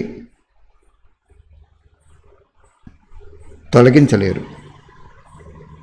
ఇప్పటి వరకు వచ్చిన ఫలితంలో 3 రకాల ఫలితాలు ఉన్నాయి. అంటే ప్రతి పిల్లవాడు నిరాకారి స్థితిలో ఎలా ఉన్నారు, సాకారిగా ఎలా ఉన్నారు. 1 దాచటం, 2 ఎక్కడో అక్కడ చిక్కుపోవటం, 3 నిర్లక్ష్యంతో సాకులు చెప్పటం. వీళ్ళు సాకులు తయారు చేయడంలో చాలా తెలివైన గారు ఉంటారంటున్నారు. రివైజ్ కోర్సు నడుస్తుంది అంటున్నారు. ఇప్పుడు బ్రహ్మబాబా అవ్యక్తమైన తర్వాత రివైజ్ కోర్స్ అయింది.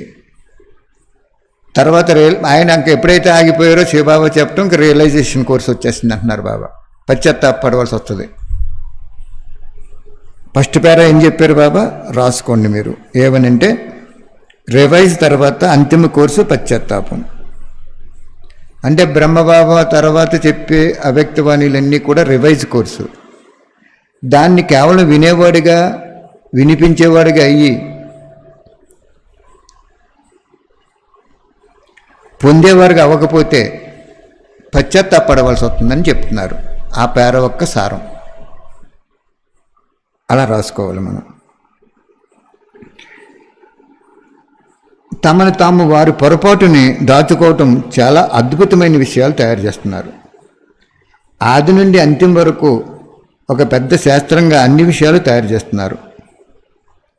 వారు పొరపాటుగా భావించడానికి బదులుగా దాన్ని యథార్థంగా అంటే అబద్ధాన్ని సత్యంగా నిరూపించటంలో నల్లకోటి ప్లేడర్లాగా దెబ్బలాడటంలో చాలా తెలివైన వారిగా ఉంటున్నారు. చూసారా బాబా ఏం చెప్తున్నారు?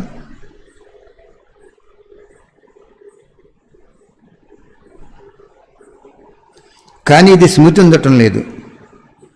ఇప్పుడు వారిని వారు సిద్ధి చేసుకోవటం అంటే శివబాబా ద్వారా జన్మాంతరాలు సర్వసిద్ధులు అనే ప్రాప్తి నుండి వంచితమైపోతామని తెలియట్లేదు వాళ్ళకి. ఎవరైతే ఇలా తమను తాము సిద్ధి చేసుకుంటారో వారికి మూర్ఖత్వ సంస్కారం ఉంటుంది. ఇటువంటి ఆత్మ సద్గతి పొందలేదు. ఇప్పటి వరకు చాలామంది మొదటి పాఠంలో అంటే పవిత్ర దృష్టి మరియు సోదరుల దృష్టిలో అందరూ ఫెయిల్ అయిపోయారు.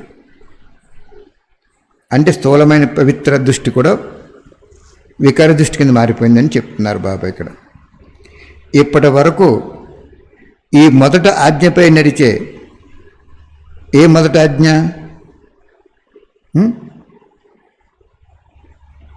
నిరాకారి ఆజ్ఞ.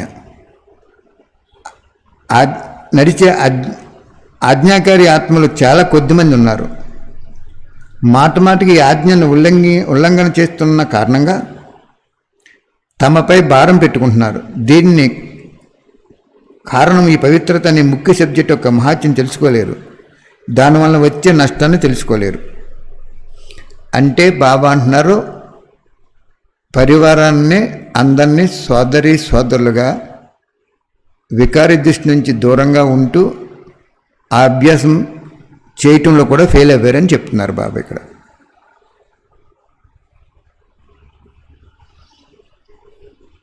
మళ్ళీ ఏం చెప్తున్నారు, పొరపాటుని వాళ్ళు దాచేసుకుంటున్నారంట.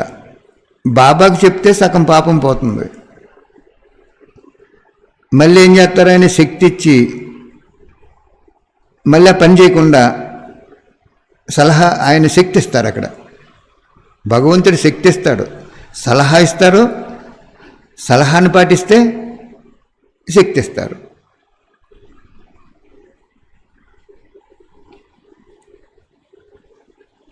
రెండు ఎక్కడో అక్కడ చిక్కుపోతున్నారు. మూడు నిర్లక్ష్యంతో సాకులు చెప్తున్నారు.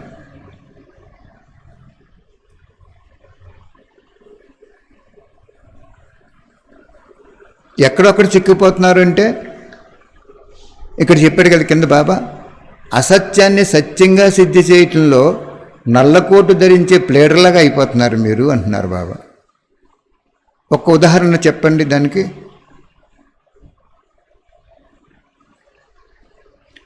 బాబా ఏమంటారు, ప్రతి ఇల్లు శివాలయం చేసుకోండి, ప్రతి ఈదీదికి గీతా పాఠశాల ఉండాలంటారు బాబా.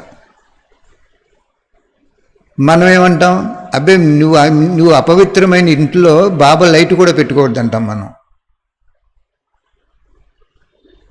అబ్బాయి ఈ ఊర్లో ఒకటే ఉండాలి తప్ప ఇంకెవరు ఉండకూడదు అంటారు. వాళ్ళు ఏమవుతారంటే గ్రామ దేవతలు అన్నమాట వీళ్ళందరూ. అలాగా శ్రీమతంలో మన్మతం కలిపిన వాళ్ళంతా గ్రామ దేవతలు. వాళ్ళకి సంవత్సరానికి ఒకసారి జాతర చేస్తారు. అదే విధంగా చెప్తున్నాడు ఇక్కడ బాబా. ఏమనంటే నువ్వు నిరాకార స్థితిలో ఎంత స్థితిలో అవేవు, సాకార స్థితిలో ఎంత స్థితిలో అవి కార్యం చేసేవో కూడా నువ్వు ఏ సమయంలో, ఎన్ని గంటలకి, ఏ రోజుని, ఎన్ని నిమిషాలకి నువ్వేం చేసేవో, మనస వాచ కర్మను అన్నీ కూడా నిరాకార స్థితిలో ఏం చేసావు, సాకార స్థితిలో ఏం చేసావో నీ రికార్డ్ అంతా నా దగ్గర ఉందంటున్నాడు.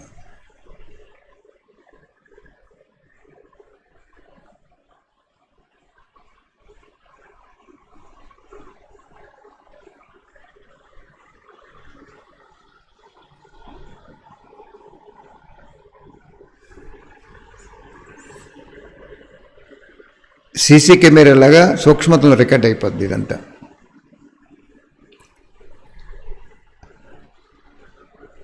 నిర్లక్ష్యంతో సాకులు తయారు చేసేసి చాలా తెలివైన వారుగా తన పొరపాటుని దాచుకొని చాలా అద్భుతమైన విషయాలు తయారు చేస్తున్నారు. ఆది నుండి అంతిమ వరకు ఒక పెద్ద శాస్త్రంగా అన్ని విషయాలు తయారు చేస్తున్నారు.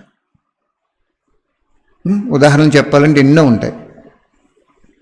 కొంతమంది మన పుస్తకాలను కూడా పెద్ద పెద్ద వాళ్ళు కూడా అబ్బాయి పంచిపెట్టకూడదు, ఇది శ్రీమతం కాదంటున్నారు. శ్రీమతం కాదు, అది పక్కా శ్రీమతం. అది ఏ పుస్తకంలోనూ కూడా బ్రహ్మబాబా శరీరంలో శివుడు వచ్చాడు, దాది గారి శరీరంలో శివుడు వచ్చాడని ఆ పుస్తకమే చెప్తుంది.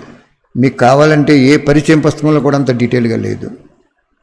మీరు మనసు పెట్టి చదవండి. పరమాత్ముడు రాయించాడు, అది మేము రాయలేదు. అంతగా 52 లక్షల వరకు ఇప్పటికి 52 లక్షల పుస్తకాలు వెళ్ళిపోయినాయి. అర్థమైందా? ఇంకా వెళ్ళిపోతున్నాయి కూడా. కాబట్టి బాబా చెప్తున్నాడు, ఇప్పటి వరకు చాలామంది మొదటి పాఠంలో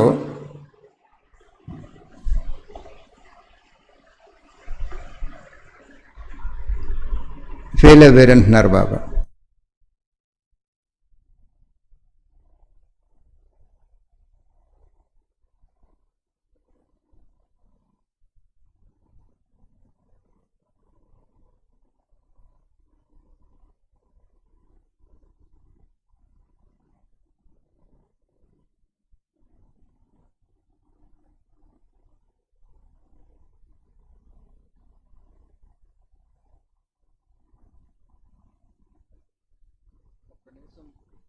ఒక్క నిమిషం యోగం చేయండి,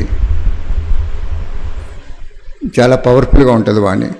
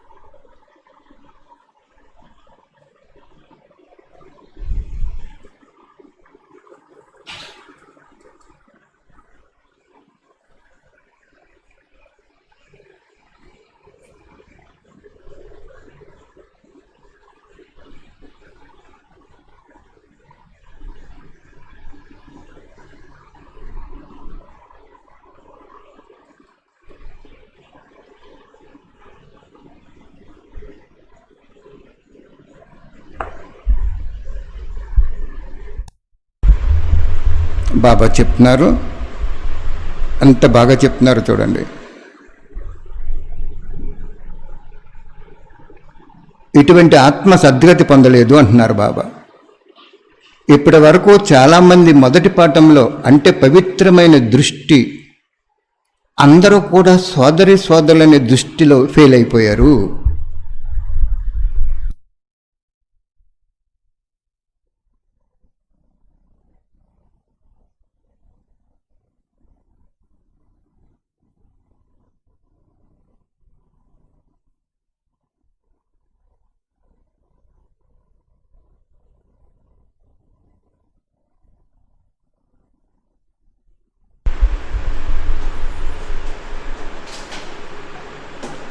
బాబా చెప్తున్నారు, ఇప్పటి వరకు ఈ మొదటి ఆజ్ఞపై నడిచే ఆజ్ఞాకారి ఆత్మలు చాలా కొద్దిమంది ఉన్నారు.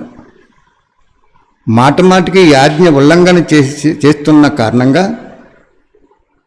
తమపై పెనుభారం పెట్టుకుంటున్నారు. దీనికి కారణము ఈ పవిత్రత అనే ముఖ్య సబ్జెక్టు యొక్క మహత్యం తెలుసుకోలేదు, దానివల్ల వచ్చే నష్టాన్ని తెలుసుకోలేరు.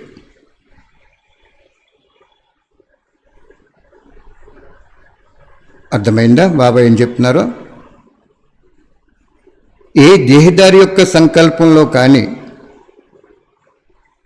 కర్మలో కానీ చిక్కుకోవటం మరియు ఈ వికారి దేహరూపీ సర్పాన్ని ముట్టుకోవటం అంటే మీరు చేసుకున్న సంపాదన పోగొట్టుకోవటం. ఎంత జ్ఞానం యొక్క అనుభవం ఉన్నా కానీ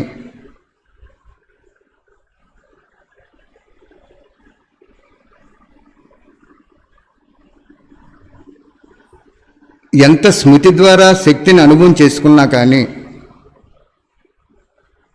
తనువు మనసు ధనాలతో సేవ చేసినా కానీ సర్వప్రాప్తులు ఈ దేహరూపీ సర్పం యొక్క విషం కారణంగా, అంటే విషంతో మనుషులు ఎలాగైతే చనిపోతారో అదేవిధంగా ఈ దేహరూపీ సర్పం కూడా, అంటే దేహంలో చిక్కుకున్న విషంతో మొత్తం సంపాదన పోతుంది. మొదట చేసుకున్న సంపాదన యొక్క రిజిస్టర్లో మచ్చ వచ్చేస్తుంది. దీన్ని తొలగించడం చాలా కష్టం. ఏ విధంగా అయితే యోగాగ్ని పాత పాపాలను భస్మం చేస్తుందో అదేవిధంగా ఈ వికారి అగ్ని పాత పుణ్యాన్ని భస్మం చేసేస్తుంది. ఏ వికారి అగ్ని? మన సంకల్పంలో కూడా ఏ దేహదారుడు కూడా టచ్ అవ్వకూడదు అంటున్నారు బాబా ఇక్కడ.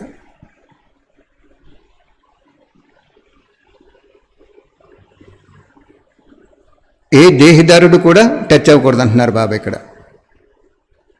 ఏ దేహదారి యొక్క సంకల్పంలో కానీ అంటే ఏ దేహదారిని కూడా ఫలానా వాళ్ళు ఉంటే బాగుండు, ఫలానా ఇలాగా అలాగా. ఇప్పుడు చూడండి, మనం ఎప్పుడైతే లాక్డౌన్ పెట్టాడో మనం ఒక్కడితోటి ఉండటంకి అలవాటు చేసేసుకోవాలి. వాళ్ళు కావాలి, వీళ్ళు కావాలి, అది కావాలి, ఇది కావాలనుకున్నాం అనుకోండి. అదే చెప్తున్నారు బాబా ఇక్కడ. ఏ దేహదారి యొక్క సంకల్పంలో కానీ ఆ కర్మలో కానీ, అంటే వాళ్ళు ఏ కర్మ చేస్తున్నారో మనం కూడా అదే చేయాలి, వాళ్ళకి హెల్ప్గా ఉండాలి. మనం వాడు ఏ కర్మ చేస్తున్నారు, శ్రేష్ఠ కర్మ చేస్తే హెల్ప్గా ఉండొచ్చు, వికర్మ చేస్తే హెల్ప్గా ఉండకూడదు కదా మనం. మరియు ఈ వికారి దేహరూపీ సర్పాన్ని ముట్టుకోవటం అంటే మీరు చేసుకున్న సంపాదన పోగొట్టేసుకున్నట్టే. అంటే దీన్ని బట్టి బాబా ఏం చెప్తున్నారు మనకి, ఎప్పుడు కూడా నీ సంకల్పంలో రక్త సంబంధీకులు కానీ ఏ వ్యక్తి యొక్క సంబంధం కూడా నీకు టచ్ అవ్వకూడదు అంటున్నారు బాబా. అలా టచ్ అవుతే ఏం చెప్తున్నారు బాబా, ఎంత తనువుతో మనసుతో ధనాలతో సేవ చేసినా కానీ, ఎన్ని సర్వప్రాప్తులు శక్తులు పొందినా కానీ నీకు ఫలానా వాళ్ళని నీకు దేహరూపీ సర్పాన్ని సంకల్పంలో టచ్ అవుతే సంపాదన అంతా అప్పటి వరకు చేసుకున్న పుణ్యమంతా కూడా సమాప్తి అయిపోతుంది, రిజిస్టర్లో మచ్చ వచ్చేస్తుంది. దీన్ని తొలగించడం చాలా కష్టం అంటున్నారు బాబా. ఎలాగైతే ఒక సర్పము కాటేస్తే విషపూరితమై మనిషి చనిపోతాడో, అలాగే అంతకుముందు తనువుతో మనసుతో ధనంతో చేసుకున్నటువంటి పుణ్యమంతా కూడా సమాప్తి అయిపోతుంది.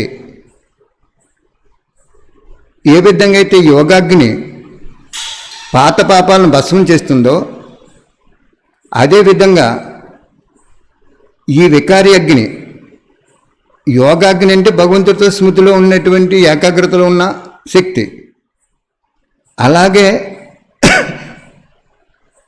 యోగాగ్ని ఎలాగైతే పాత పాపాలను భస్మం చేస్తుందో, అదేవిధంగా ఈ వికారి అగ్ని, ఏ వికారి అగ్ని, నాకు ఆళ్ళు కావాలి, వీళ్ళు కావాలి, దేహరూపి సర్పాన్ని లౌకికం వల్లైనా అలౌకికం వల్లైనా కూడా మనం తలుసుకోకూడదని చెప్తుంది ఇక్కడ వాణి. చాలా పవర్ఫుల్ వాణి ఇది. ఈ వికారి అగ్ని పాత పుణ్యాన్ని భస్మం చేసేస్తుంది. అప్పటి వరకు తనువు మనసు ధనం అన్నీ అర్పణ చేసుకున్నారు. మళ్ళీ ఏమంటున్నారు, నాకు ఈ సంబంధం బాగోలేదు బాబా, వీళ్ళు కూడా జ్ఞానంలోకి వస్తే బాగున్ను, వాళ్ళు కూడా జ్ఞానంలోకి వస్తే బాగున్ను, వీళ్ళు ఈ విధంగా బాధ పెట్టేస్తున్నారు అంటే నీకు సంకల్పంలో ఒక సంబంధం లేదా ఒక వస్తువు, ఇక్కడ సంబంధమే చెప్తున్నాడు బాబా. ఆ దేహదారుడు ఇంక నీవాడు కాదు, ఇంక అందరూ ఇంటికి వెళ్ళిపోతున్నాం కదా. అంచేత ఇక్కడ బాబా ఏం చెప్తున్నాడు, ఆ దేహదారుడు కూడా నీవాడు కాదు. అంచేత దేహదారులు ఎందుకు నువ్వు తలుసుకుంటున్నావు? నిరాకారాన్ని తలుసుకుని నిరాకార స్థితిలో ఉండవలసిన నీకెందుకు వస్తుంది ఇది అని అడుగుతున్నారు బాబా. అదేవిధంగా ఈ వికారి అగ్ని పాత పుణ్యాన్ని భస్మం చేసేస్తుంది. దీన్ని సాధారణ విషయంగా అనుకోవద్దు. కొంతమంది పిల్లలు నిర్లక్ష్యంతో ఈ విషయాన్ని కఠినంగా లేదా పాపకర్మలా భావించటం లేదు. ఏ విషయాన్ని? ఒక దేహదారుణ్ణి మనం సపోర్ట్ పెట్టుకోవటం. వాళ్ళు బాబా పిల్లలు కాకపోయినా బాబా పిల్లలైనా వాళ్ళు ఎలాగ ఉండాలి, నాతో ఉండాలి, నాలాగే నియమాలు ఉండాలి, ఇవన్నీ అనుకుంటాం కదా. లేకపోతే వాళ్ళు బాగుండాలి బాబా అనుకుంటాం కదా. ఇవన్నీ కూడా బాబా ఏమంటున్నారు అంటే,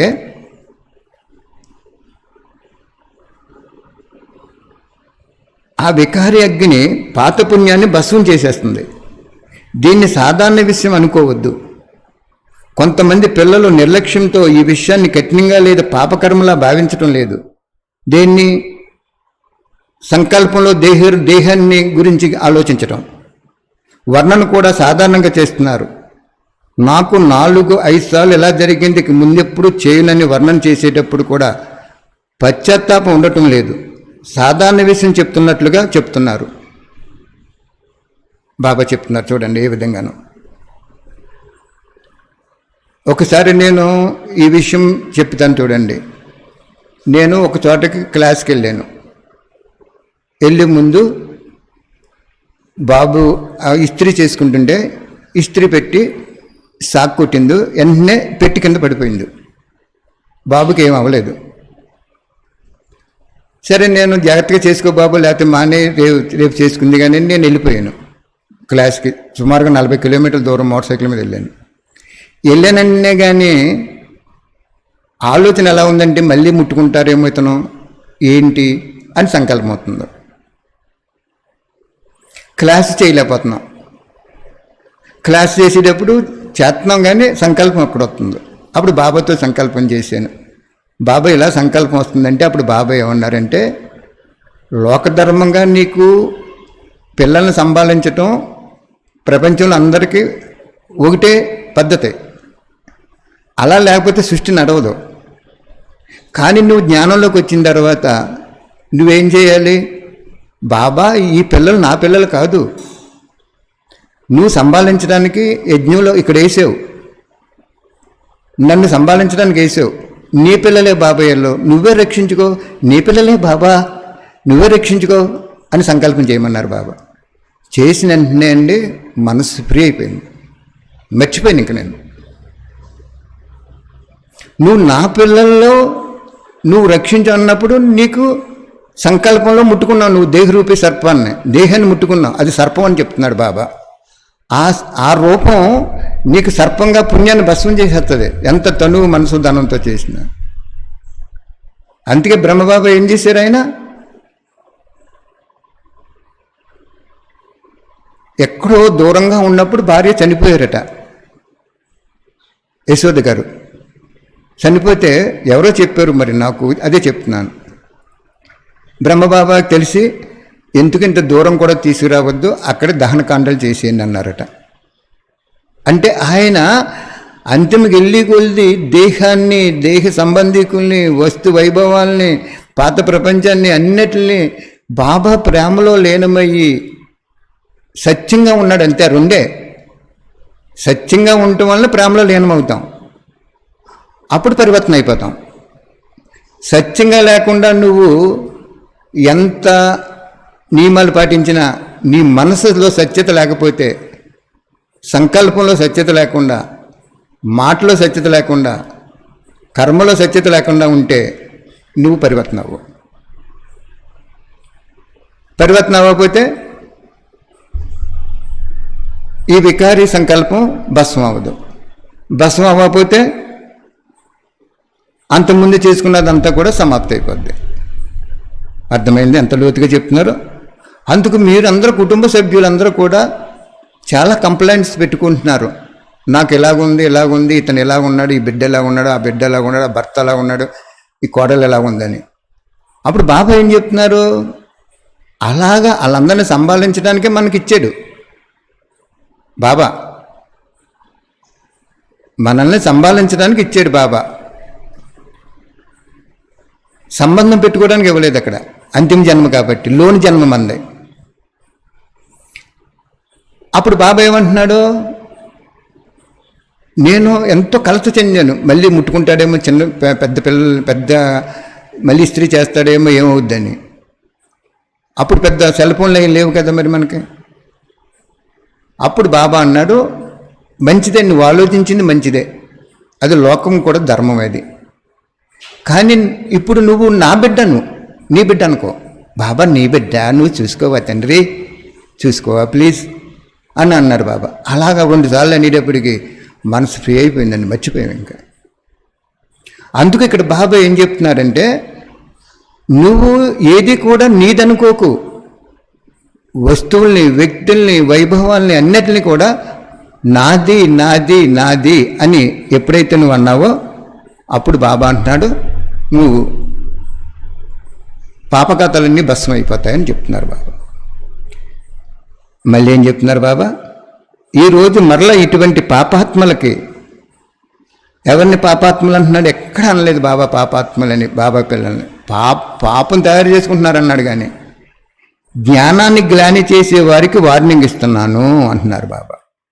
భగవంతుడు చెప్పిన వాక్యాన్ని మనం పక్కన పెడితే, దాన్ని సామాన్యంగా తీసుకుంటే వాళ్ళని పాపాత్ములు అంటున్నాడు బాబా. ఏమంటున్నాడు బాబా? ఈరోజు మరలా ఇటువంటి పాపాత్మలకి జ్ఞానాన్ని గ్లాని చేసే వారికి వార్నింగ్ ఇస్తున్నాను. ఒకవేళ ఈ రోజు నుండి దీన్ని పెద్ద పొరపాటుగా భావించి తొలగించుకోకపోతే చాలా పెద్ద శిక్ష అనుభవించవలసి ఉంటుంది. ఏది? బాబా అలా చెప్తారులే, మనం ఎలా చేస్తే అలాగన్నమాట. జ్ఞానాన్ని గ్లాన్ చేయకూడదు అంటున్నారు బాబా. నువ్వు చేస్తే చెయ్యి, లేకపోతే మాత్రం సైలెంట్గా ఊరుకో. మనం ఏమంటారు? పెడితే మనం పెట్టాలి, కానీ అపకారం చేయకూడదు అంటారు. ఒకవేళ మనం పెట్టలేదనుకోండి, పెట్టి వెళ్ళి చూపించండి అంటారు భక్తులు కూడా. అదేవిధంగా బాబా ఏమంటున్నారంటే, జ్ఞానాన్ని గ్లాని చేసే వారికి వార్నింగ్ ఇస్తున్నాను. ఒకవేళ ఈరోజు నుండి దీన్ని పెద్ద పొరపాటుగా భావించి తొలగించుకోకపోతే చాలా పెద్ద శిక్ష అనుభవించవలసి ఉంటుంది అని. ఒకసారి మా పాప ఒక చోట చాలా మంచి లోతైన క్లాస్ చేస్తుంటే, అక్కడ అన్నీ అయిపోయిన తర్వాత నిమిత్తాత్మ ఏమన్నారంటే, అంత లోతుగా చెప్పకూడదమ్మా జ్ఞానం అన్నారు. మరి జ్ఞానం చెప్పడానికే కదా మనం ఉంటా. లోతుగా ఉన్న నీళ్లు తోడివ్వటానికే కదా దాహంగా ఉన్న వాళ్ళకి మన నీళ్ళు పోయటానికి. మంచి లోతుగా చెప్తున్నారు పాప. చెప్తుంటే ఆయన పెద్ద బట్టి పెట్టుకున్నారు. ఏమన్నారంటే, అయిపోయిన తర్వాత అంత లోతుగా చెప్పకూడదమ్మా జ్ఞానం అన్నారు. అదే చెప్తున్నారు ఇక్కడ పాయింట్. జ్ఞానాన్ని గ్లాని చేసే పాపాత్ములకి మరి జ్ఞానం గురించి వచ్చామా మనం? లోతుగా చెప్పకూడదా? మీకు అర్థమవటం కోసం చెప్తున్నాను. నా జీవితంలో నేను ఎన్నో ఇటువంటి చూసి జ్ఞానం ఉంది కాబట్టి నిలబడగలిగాం. లేకపోతే మాకు తెలియదు, పడిపోదాం. అసత్య ఆత్మలదే సత్యం అనుకుందాం. బాబా చెప్తున్నాడు ఇక్కడ, పెద్ద శిక్ష అనుభవించవలసి ఉంటుంది అని. మాటికి అవాజ్ఞ కారణంగా ఉన్నత స్థితిలోకి ఎగరలేరు. ప్రాప్తి చేసుకునేవారు వరుసలో ఉండటానికి బదులు పశ్చాత్తాపడే వరుసలో ఉంటారు. అంటే ఇంక ముందు వాళ్ళకి పశ్చాత్తాపం వస్తుంది, మేము పోగొట్టేసుకున్నామని. ఇప్పుడుగా చూసారా, అన్నీ అయిపోతున్నాయి. ఇంకా ప్రాప్తి పొందేవారు జై జై అంటారు. అవాజ్ఞ చేసిన వారు నయనాల నుండి, ముఖం నుండి ఆహా ఆహా అని మాటలు వస్తాయి. అప్పుడు సర్వప్రాప్తులు పొందిన బ్రాహ్మణాత్మలు వారిని కులకలంకితులుగా చూస్తారు. అంటే లాస్ట్కి వచ్చేటప్పటికి ప్రతి బ్రాహ్మణాత్మలో కూడా ఎవరు ఈశ్వరుడు కులానికి కలంకం తెచ్చి జ్ఞానాన్ని గ్లాని చేసి సంకల్పంలో దేహదారులను చూసుకున్నారో, అలౌకిక దేహదారులను పట్టుకున్నారో, వాళ్ళు ఎవరో, కులానికి కలంకం తెచ్చిన వాళ్ళు ఎవరో స్పష్టంగా తెలిసిపోద్దంట అందరికీ. ఎంత క్లియర్గా ఇస్తున్నారు చూడండి బాబా. ఇప్పుడు తెలియట్లేదు ఎవరు కులానికి కలంకం తెచ్చారో. అవాజ్ఞ చేసేవారి నయనాల నుండి, ముఖం నుండి ఆహా అనే మాటలు వస్తాయి. అప్పుడు అనుకుంటారన్నమాట, అదేంటి అక్కడ అంతలా జరుగుతుందని. అప్పుడు సర్వప్రాప్తులు పొందిన బ్రాహ్మణాత్మలు వారిని కులకలంకితులుగా చూస్తారు. ఎవరిని? జ్ఞానాన్ని గ్లాని చేసిన వాళ్ళని, దేహరూపీ సర్పాన్ని ముట్టుకున్న వాళ్ళని. మీరు చేసిన వికర్మల యొక్క నలుపుదనం ముఖంలో స్పష్టంగా కనిపించేస్తుంది.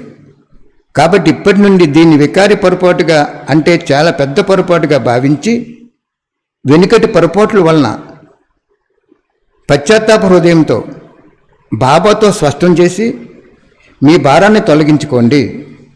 మీకు మీరే కఠిన శిక్ష ఇచ్చుకోండి. ఇక బాబా నుండి పొందవలసిన శిక్షల నుండి తప్పించుకోండి.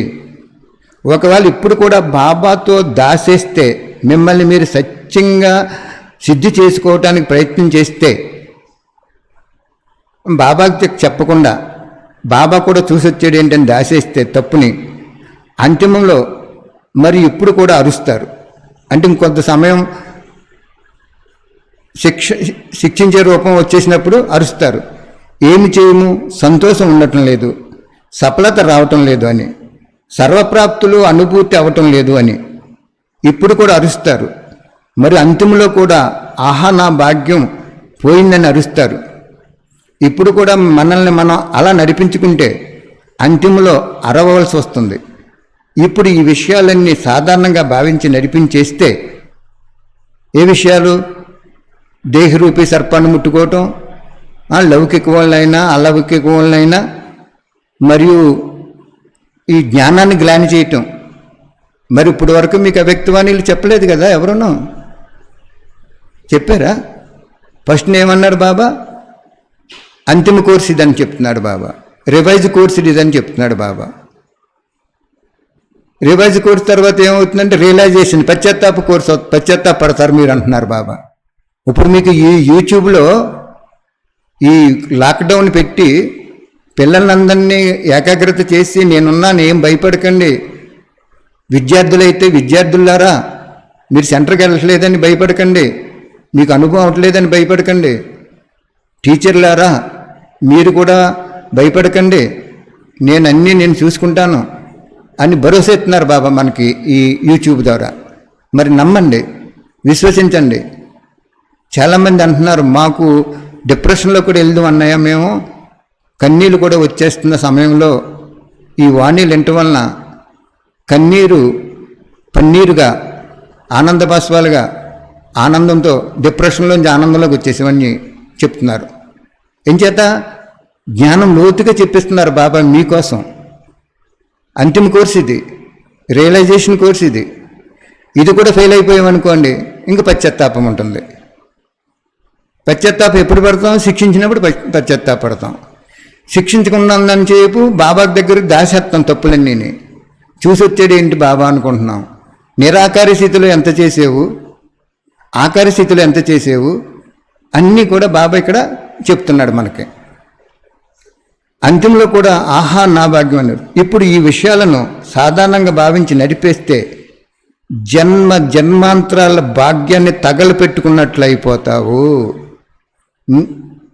కొడువుతో తలగొక్కున్నట్టు అయిపోద్ది అన్నమాట. నీకు నువ్వే తగలబెట్టేసుకుంటున్నావు. జన్మల సౌభాగ్యం తనువుతో సేవ చేసావు, తనువు మనసు ధనం అన్నీ అర్థం చేసావు. కానీ ఈ సంకల్పంలో దేహరూపీ సర్పాన్ని ముట్టుకుంటున్నావు, జ్ఞానాన్ని గ్లాన్ చేస్తున్నావు. ఈ రెండు రాసుకోవాలి మీరు పాయింట్. సంకల్పంలో దేహరూపీ సర్పాన్ని ముట్టుకున్నా, జ్ఞానాన్ని గ్లాని చేసినా పాపాత్ములుగా అయిపోతాం మనం. అంతకుముందు చేసినటువంటి తనువుతో, మనసుతో, ధనంతో సర్వం చేసినవి అన్నీ కూడా విశ్వం కారణంగా ఎలా అయితే సమాప్తం అయిపోతాడో మనిషి, అలాగే పాత పుణ్యం అంతా కూడా సమాప్తం అయిపోద్దని చెప్పాడు బాబా. మరి బ్రహ్మబాబా అంత స్టేజ్కి వచ్చేసిన తర్వాత, బికారి అయిపోయిన తర్వాత ఆయన ఇంక నాకెందుకు యజ్ఞం, నాకు మళ్ళీ వ్యాపారం పెట్టుకుందాం, నేను ఎలా చూసుకుందాం అలా చూసుకుందాం అనుకున్నాడా? మరి ఇప్పుడు టీచర్స్ అందరూ కూడా, ఇన్ఛార్జీలందరూ కూడా ఆదిలో ఇంటి దగ్గర ఇల్లు కూడా లేదు వాళ్ళకి, బాబా బాబా అంటే వచ్చేసారు. ఇప్పుడు అన్నీ ఇచ్చేశారు. ఆయన ఇచ్చారా లేదా భగవంతుడు? కాబట్టి ఇప్పుడైనా సరే బాబా ఇవన్నీ నువ్వు ఇచ్చావు కాబట్టి నీకు ఇచ్చేస్తున్నాను, నాకు వద్దు ఇంక ఈ సంగమయుగంలో, ఇంక నాకు పరివారం వద్దు, పరమాత్మ నువ్వే కావాలి, వాహనాలు వద్దు, ఇవన్నీ వద్దు, మరి నువ్వే సంపాదించుకోవాలి. ఆనందం, ఆరోగ్యం అన్నీ నువ్వే చూసుకోవాలి. ఈ అద్దె కట్టాలి, నాకు ఎవరు నేను అడగను, నేను ఇంకా ఇన్నాళ్ళు వచ్చారు కాబట్టి ఏదో అదే సర్దుకున్నాం. అలాగ మీరు ఏకాగ్రతలో, ఒకని స్మృతిలో, నిరాకార స్థితిలోకి వచ్చేస్తే సూపర్ హిట్ అయిపోతారు మీరు. అది చెప్తున్నారు బాబా. మీరైనా నేనైనా ఎవరైనా ఇంకా ఒకటే. అంతిమ కోర్సు అంటే ఇది రివైజ్ అవుతుందంటే ఇప్పుడు అవ్యక్తవాణీలన్నీ అంతిమ కోర్సు. బాబా ఇప్పుడు యూట్యూబ్ ద్వారా రివైజ్ చేస్తున్నాడు.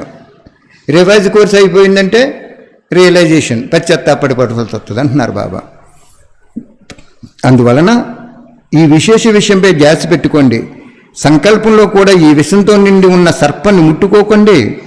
సంకల్పంలో అయినా ముట్టుకోవటం అంటే మిమ్మల్ని మీరు మూర్ఛితులుగా చేసుకోవటము, కాబట్టి రిజిస్టర్లో విశేషంగా నిర్లక్ష్యం చూశారు బాబా. అందరు రిజిస్టర్ చూశారంట. ఫస్ట్ చెప్పాడు కదా, అందరు రిజిస్టర్ నా దగ్గర ఉంటుందని. ఇప్పుడు బాబా ప్రేమని వ్యతిరేకంగా తీసుకోకండి.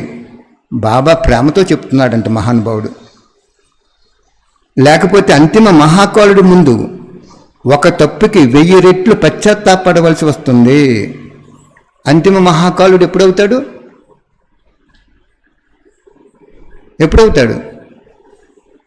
ఈ సద్గురువులో 2 విభిన్న పాత్రలు ఉన్నాయని చెప్పాను కదా. ఇప్పుడు ప్రేమతో శిక్షణ ఇస్తున్నాడు బాబా. ఈ శిక్షణను కూడా బాబా అలా చెప్తారులే, ఇప్పటి నుంచే చెప్తున్నారు, ఇంకా 100 సంవత్సరాలు ఉంది, అలాగుంది ఇలాగుంది అంటున్నారు. ఇలాగా బాబా ప్రేమను వ్యతిరేకంగా తీసుకుని జ్ఞానాన్ని గ్లాని చేసి దేహిదారుల్ని లౌకిక అలౌకిక దేహిదారుల్ని పట్టుకుంటే అంతకుముందు చేసుకున్నటువంటి తనువు మనసు ధనంతో చేసుకున్నదంతా కూడా పాము కాటేస్తే మనిషి విషపూరితం అయిపోయి చనిపోతాడో అలాగ పాత పుణ్యం అంతా కూడా సమాప్తి అయిపోతుంది అని చెప్పాడు. విన్నారా ఎప్పుడైనా ఈ వాణి? మీ జీవితంలో విన్నారా? ఎవరైనా చదివారా? ఎవరికైనా వినిపించారా? ఆయన వినిపిస్తున్నాడు. తెలుగులో అందరూ అదృష్టవంతులు ఉన్నారు, ఎంతోమందికి వినిపిస్తున్నారు. సత్యం సత్యంగా చెప్తున్నాడు, అసత్యం అసత్యంగా చెప్తున్నాడు. ప్రేమని పెంచుతున్నాడు, ప్రేమని ఇస్తున్నారు. లాక్డౌన్ చేసి ప్రేమిస్తున్నాడు ఆయన. నన్ను ప్రేమించు ఏం చెప్పాడు ఆయన ముందు? కన్యలకి త్యాగం చేయండి, నిస్వార్థంగా ఉండండి, ఒకరిలో లీనమై ఉండండి. నేను మీ దగ్గరికి వచ్చి స్నేహం చేస్తాను, సహయోగం చేస్తాను, విశ్వానికి నిమిత్తం చేస్తాను, విశ్వ కళ్యాణానికి అని చెప్తున్నాడు బాబా. కాబట్టి ఇలా కేవలం సైగతో అర్థం చేసుకుంటే బ్రాహ్మణ్ నుండి దేవతలుగా అయ్యేవారికి, సర్వప్రాప్తుల అధికారులను ప్రాప్తించుకునే అధికారులకు, మరియు జరిగిపోయింది ఏదో జరిగిపోయిందని భావించి భవిష్యత్తు మరియు వర్తమానం యొక్క ప్రతి సంకల్పం శ్రేష్టంగా చేసుకునే వారికి, ఇటువంటి బ్రాహ్మణ కులదీపులకు ఆశా చితారులను తన మరియు విశ్వం యొక్క అదృష్టాన్ని మెలుక్కుని అదృష్టవంతుల ఆత్మలకి బాబ్దాదా యొక్క ప్రియ స్మృతులు మరియు నమస్తే నమస్తే నమస్తే.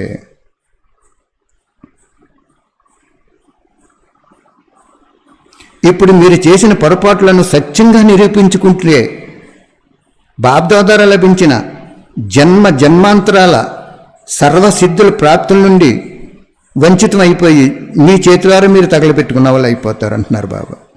ఏ దేహదారితో అయినా సంకల్పంతో కానీ కర్మలో కానీ చిక్కుకోవటం అంటే మీరు చేసుకున్న సంపాదన పోగొట్టుకోవటం. అర్థమైందా? ఏ విధంగా అయితే లక్ష్యం స్పష్టంగా ఉందో వర్తమాన సంగమయుగం ఒక పరిస్థితి, భవిష్యత్ దేవతా స్వరూపం అదే విధంగా లక్షణాలు కూడా స్పష్టంగా తయారు చేసుకుని ఇతరులకు కనిపించండి అంటున్నారు బాబా. ఈ వాణిలో సూక్ష్మంగా దేహరూపి సర్పాన్ని జ్ఞానాన్ని గ్లాని చేయటం, చేసుకున్న సంపాదన అంతా పోగొట్టుకోవటం, ఇలా క్లుప్తంగా రాసుకుంటే మీకు వాణి వచ్చేస్తుంది. కాబట్టి సర్వజ్ఞుడు, సర్వశక్తివంతుడు, సర్వం తెలిసినవాడు, సర్వ విషయాలు రహస్యాలు మనకు చెప్పి బచ్చే పిల్లలారా నాకు అర్థం చేసేయండి అన్నీని, మీ పిల్లల్ని, మీ బంధువుల్ని, మీ స్నేహితుల్ని, వస్తు వైభవాలన్నీ నాకు అర్థం చేసేయండి అయ్యా, మీరు నిశ్చింతగా కూర్చోండి, నేను చూసుకుంటాను అంటున్నాడు బాబా. అలా కాకుండా మనం సంపాదించడానికి ఇక్కడ మెయిన్ ఏం చెప్పాడంటే, ఎప్పటి నుంచో నువ్వు పుణ్యం సంపాదన చేసుకున్నావు, తనువుని అర్పణ చేసావు, మనసును అర్పణ చేసావు, ధనాన్ని అర్పణ చేసావు, సర్వస్వం అర్పణ చేసావు. కానీ మధ్యలోకి వచ్చేటప్పటికి మళ్ళీ ఈ సంకల్పాలు పెట్టుకుంటున్నావు. జ్ఞానాన్ని కూడా గ్లాని చేసేస్తున్నావు, నువ్వు జ్ఞానాన్ని కూడా పక్కనెట్టేస్తున్నావు, నేను చెప్పిన జ్ఞానాన్ని కూడా పక్కనెట్టేస్తున్నావు నువ్వు. అప్పుడు నువ్వేమవుతావంటే సర్వప్రాప్తులు భగవంతుడి నుంచి జన్మలో 84 జన్మలు రావాల్సిన సర్వప్రాప్తి నీకు వంచితం అయిపోయి, ఎవరు వంచితం చేయట్లేదు, నేను చేయట్లేదు, నీకు నువ్వే చేతులారా తగలబెట్టేసుకుంటున్నావు అంటున్నారు. ఎంత డీప్గా చెప్పారు చూసారా? జ్ఞానాన్ని గ్లాని చేసే పాపాత్ములకి ఈరోజు వార్నింగ్ ఇస్తున్నానన్నారు. ఎక్కడ కూడా ఈ మాట 1025 వాణీలు ఉన్నాయి, లెక్క పెట్టాను నేను. 1969 నుంచి 2014 3వ నెల వరకు బాబా కరెక్ట్గా వచ్చేసారు. వచ్చినవన్నీ మీకు వాణీలో ఇచ్చాం. ఆ సెట్ కావాలంటే మీకు రెడీగానే ఒక 15 రోజుల్లో రెడీగా వచ్చేస్తున్నాయి, అయిపోయి కూడా కొట్టిస్తున్నాం. ఆ సెట్ మీరు దగ్గర పెట్టుకుని రేపు ఇంకా ఈ యూట్యూబ్లన్నీ ఆగిపోయినాయి అనుకోండి, మీరు అయ్యే రివిజన్ చేసుకోవాలి. నేను కూడా త్వరగా అవగొట్టి పెన్ డ్రైవ్లు అయ్యి చేయాలనుకుంటున్నాను. నేను కాదు, బాబా చేయించాలి. ఆ నేననేది అస్సలు రాకూడదు అంటున్నారు బాబా.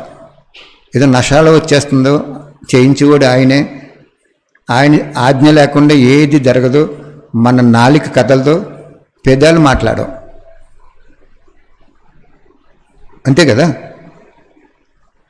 కాబట్టి చక్కగా వాణి అంతా చదువుకుని కింద షార్ట్ హ్యాండ్లో సంకల్పంలో దేహరూపి సర్పాన్ని ముట్టుకుంటే ఆ విషయంతో నువ్వు చేసుకున్న సంపాదన అంతా సమాప్తి అయిపోతుంది అని రాసుకోండి.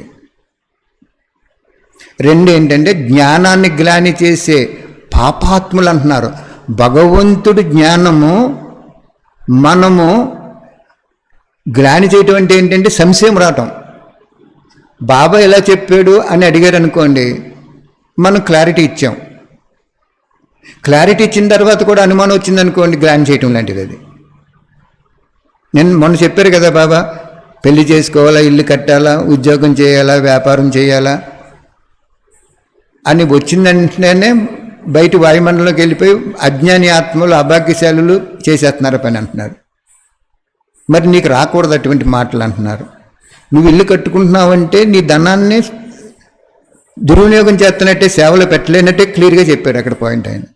ఒకవేళ ఇల్లు కట్టుకోవాలంటే బాబా ఆజ్ఞ ప్రకారం కట్టుకో అన్నాడు. ఆజ్ఞ ఏంటి? మధ్యస్థంగా కట్టుకో అన్నాడు. అక్కడ మళ్ళీ ఎగ్జామ్షన్ ఇచ్చాడు. చెప్పటం చాలా టాప్ చెప్పాడు, మళ్ళీ ఎగ్జామ్షన్ ఇచ్చాడు. ఏం చేతంటే లా చెప్తాడు, మళ్ళీ లవ్ చేస్తాడు. లవ్ చేస్తున్నాడు కాబట్టి ఏమన్నాడు, నువ్వు ఇల్లు కట్టుకోవాలా, పెళ్లి చేసుకోవాలా, ఉద్యోగం చేసుకోవాలా, వ్యాపారం చేసుకోవాలా, రక్షించుకుని ఈ ఒక్క జన్మ త్యాగం చేయలేవా? పెళ్ళి ఎందుకు నీకు? ఉద్యోగం ఎందుకు? వ్యాపారం ఎందుకు? నేను బ్రహ్మబాబా అలా లేడా? సర్వం అర్పణ చేస్తే ఏమైపోయాడు ఆయన? ఒక్కరోజు బికారిగా ఉన్నాడు, 1 గంట ఉన్నాడు అంతే. తర్వాత ఇప్పుడు ఎంత పొజిషన్లో ఉన్నాడు? స్వయం భగవంతుడి దగ్గర 50 సంవత్సరాల నుంచి ఉన్నాడు బ్రహ్మబాబా. 50 సంవత్సరాల నుంచి ఉన్నాడు బ్రహ్మబాబా. ఈరోజు ఏం చెప్పాడు ఆయన? సామాన్య బ్రహ్మగా కనపడలేదు, శ్రీకృష్ణుడిగా కనపడ్డారంట. ఎందుకంటే ప్రేమలో లీనమైపోయాడు, సర్వస్వ త్యాగి అయిపోయాడు ఆయన బ్రహ్మబాబా. కాబట్టి రివైజ్ కోర్సు అయిపోయింది. ఎప్పుడు? 2014లోనే అయిపోయింది. ఇప్పుడు రివిజన్ జరుగుతుంది. ఇది కూడా అయిపోతే ఇంకేముంటుంది? పశ్చాత్తాప కోర్సు ఉంటుంది. పశ్చాత్తాపంలో శిక్షలు పడిపోతాయి. అప్పుడు నేను రక్షించను, నువ్వు ఎంత అరిసినా కూడా రక్షించను, అరుస్తావు అని చెప్తున్నారు బాబా. ఎంత గొప్ప అద్భుతమైన వాక్యాలు ఆ మహానుభావుడు. పిల్లలు జాగ్రత్తగా ఉండండి, తప్పులు చేయకండి. ఏదైనా తప్పు చేస్తే నాకు వెంటనే కూర్చొని చెప్పండి, దాచుకోకండి. ఎవరో మాటలు విని అక్కడ చిక్కుకుపోకండి, సాకులు చెప్పకండి. అబద్ధాన్ని కప్పిపుచ్చి తెలివిని ప్రదర్శింతే చేతులారా నువ్వు జన్మజన్మల సౌభాగ్యాన్ని తగలబెట్టేసుకుంటావు. జై జయకారాలు రావాల్సిన బదులు ఆహాకారాలు వస్తాయి. అందరూ అప్పుడు నిన్ను బ్రాహ్మణ పరివారం అంతా కూడా కులానికి కలంకం తెచ్చిన వాళ్ళు వీళ్ళని ముఖంలో స్పష్టంగా కనపడిపోద్ది. ఎంత దాచుకోవాలన్నా దాచుకోలేరు అని చెప్తున్నారు మహానుభావుడు. అందరినీ పరివర్తన అవ్వండి, అందరూ నా ఒక్కడి స్మృతిలో ఉండండి, పరివర్తన అయిపోతారు అని చెప్తున్నారు. కుమారులకి చెప్పారు, బాబాని ప్రత్యక్షం చేసే పద్ధతి చెప్పారు. సంకల్పంలో దేహరూపి సర్పాన్ని ముట్టుకోవద్దని చెప్పారు. ఎన్ని చెప్పుకొచ్చారు చూసారు మహానుభావుడు. అంతిమ కోర్సు రివైజ్ కోర్సు చెప్పాడు. తర్వాత రియలైజేషన్ కోర్సు ఉంటుంది. రియలైజేషన్లో అంటే పశ్చాత్తాపంలో ప్రాప్తి సమాప్తి అయిపోద్ది, శిక్షలు పడిపోతాయి. శిక్షల ద్వారా పావనం అయిపోతారు. ఓకే, సర్వజ్ఞుడు అయినటువంటి పరమాత్ముడికి పరమ పవిత్రమైనటువంటి ఎక్కడా లేనటువంటి ఏ యుగంలోని కనీవిని ఎరగనటువంటి జ్ఞానం చెప్పిన ఆ జ్ఞాన సాగరుడికి, ఆ పతిత పావనుడికి, పిల్లలు చేసే తప్పులు చెప్పితే క్షమించే గుణమున్నటువంటి ఆ దయాసాగరుడికి, అనంత విశ్వం తరపున అజ్ఞాని జ్ఞాని అభాగ్యశాలి జీవరాశులు అందరి తరపున బాబా బాబా శతకోటి ధన్యవాదాలు బాబా, స్వీకరించండి బాబా, అందరినీ పావనం చేయండి బాబా, అందరినీ పరివర్తన చేయండి బాబా, అందరూ నీకు ఎప్పుడైతే తప్పు చెప్పారో వాళ్ళని క్షమించి శక్తినిచ్చి తప్పు చేయకుండా వరదానం ప్రసాదించి బాబా, 780 కోట్లకి లాస్ట్ పోసకు కూడా ఆరోగ్యం ఇవ్వండి బాబా, ఆనందం ఇవ్వండి బాబా, అదృష్టాన్ని ఇవ్వండి బాబా. ఈ సాకార లోకంలోకి ఎందుకు పంపించినావో ఆ సుఖాలన్నీ కూడా నిన్ను స్మృతి చేసుకుంటూ ఉండేలాగా వరదానం అందరికీ ప్రసాదించండి Baba. Thank you Baba, thank you very much.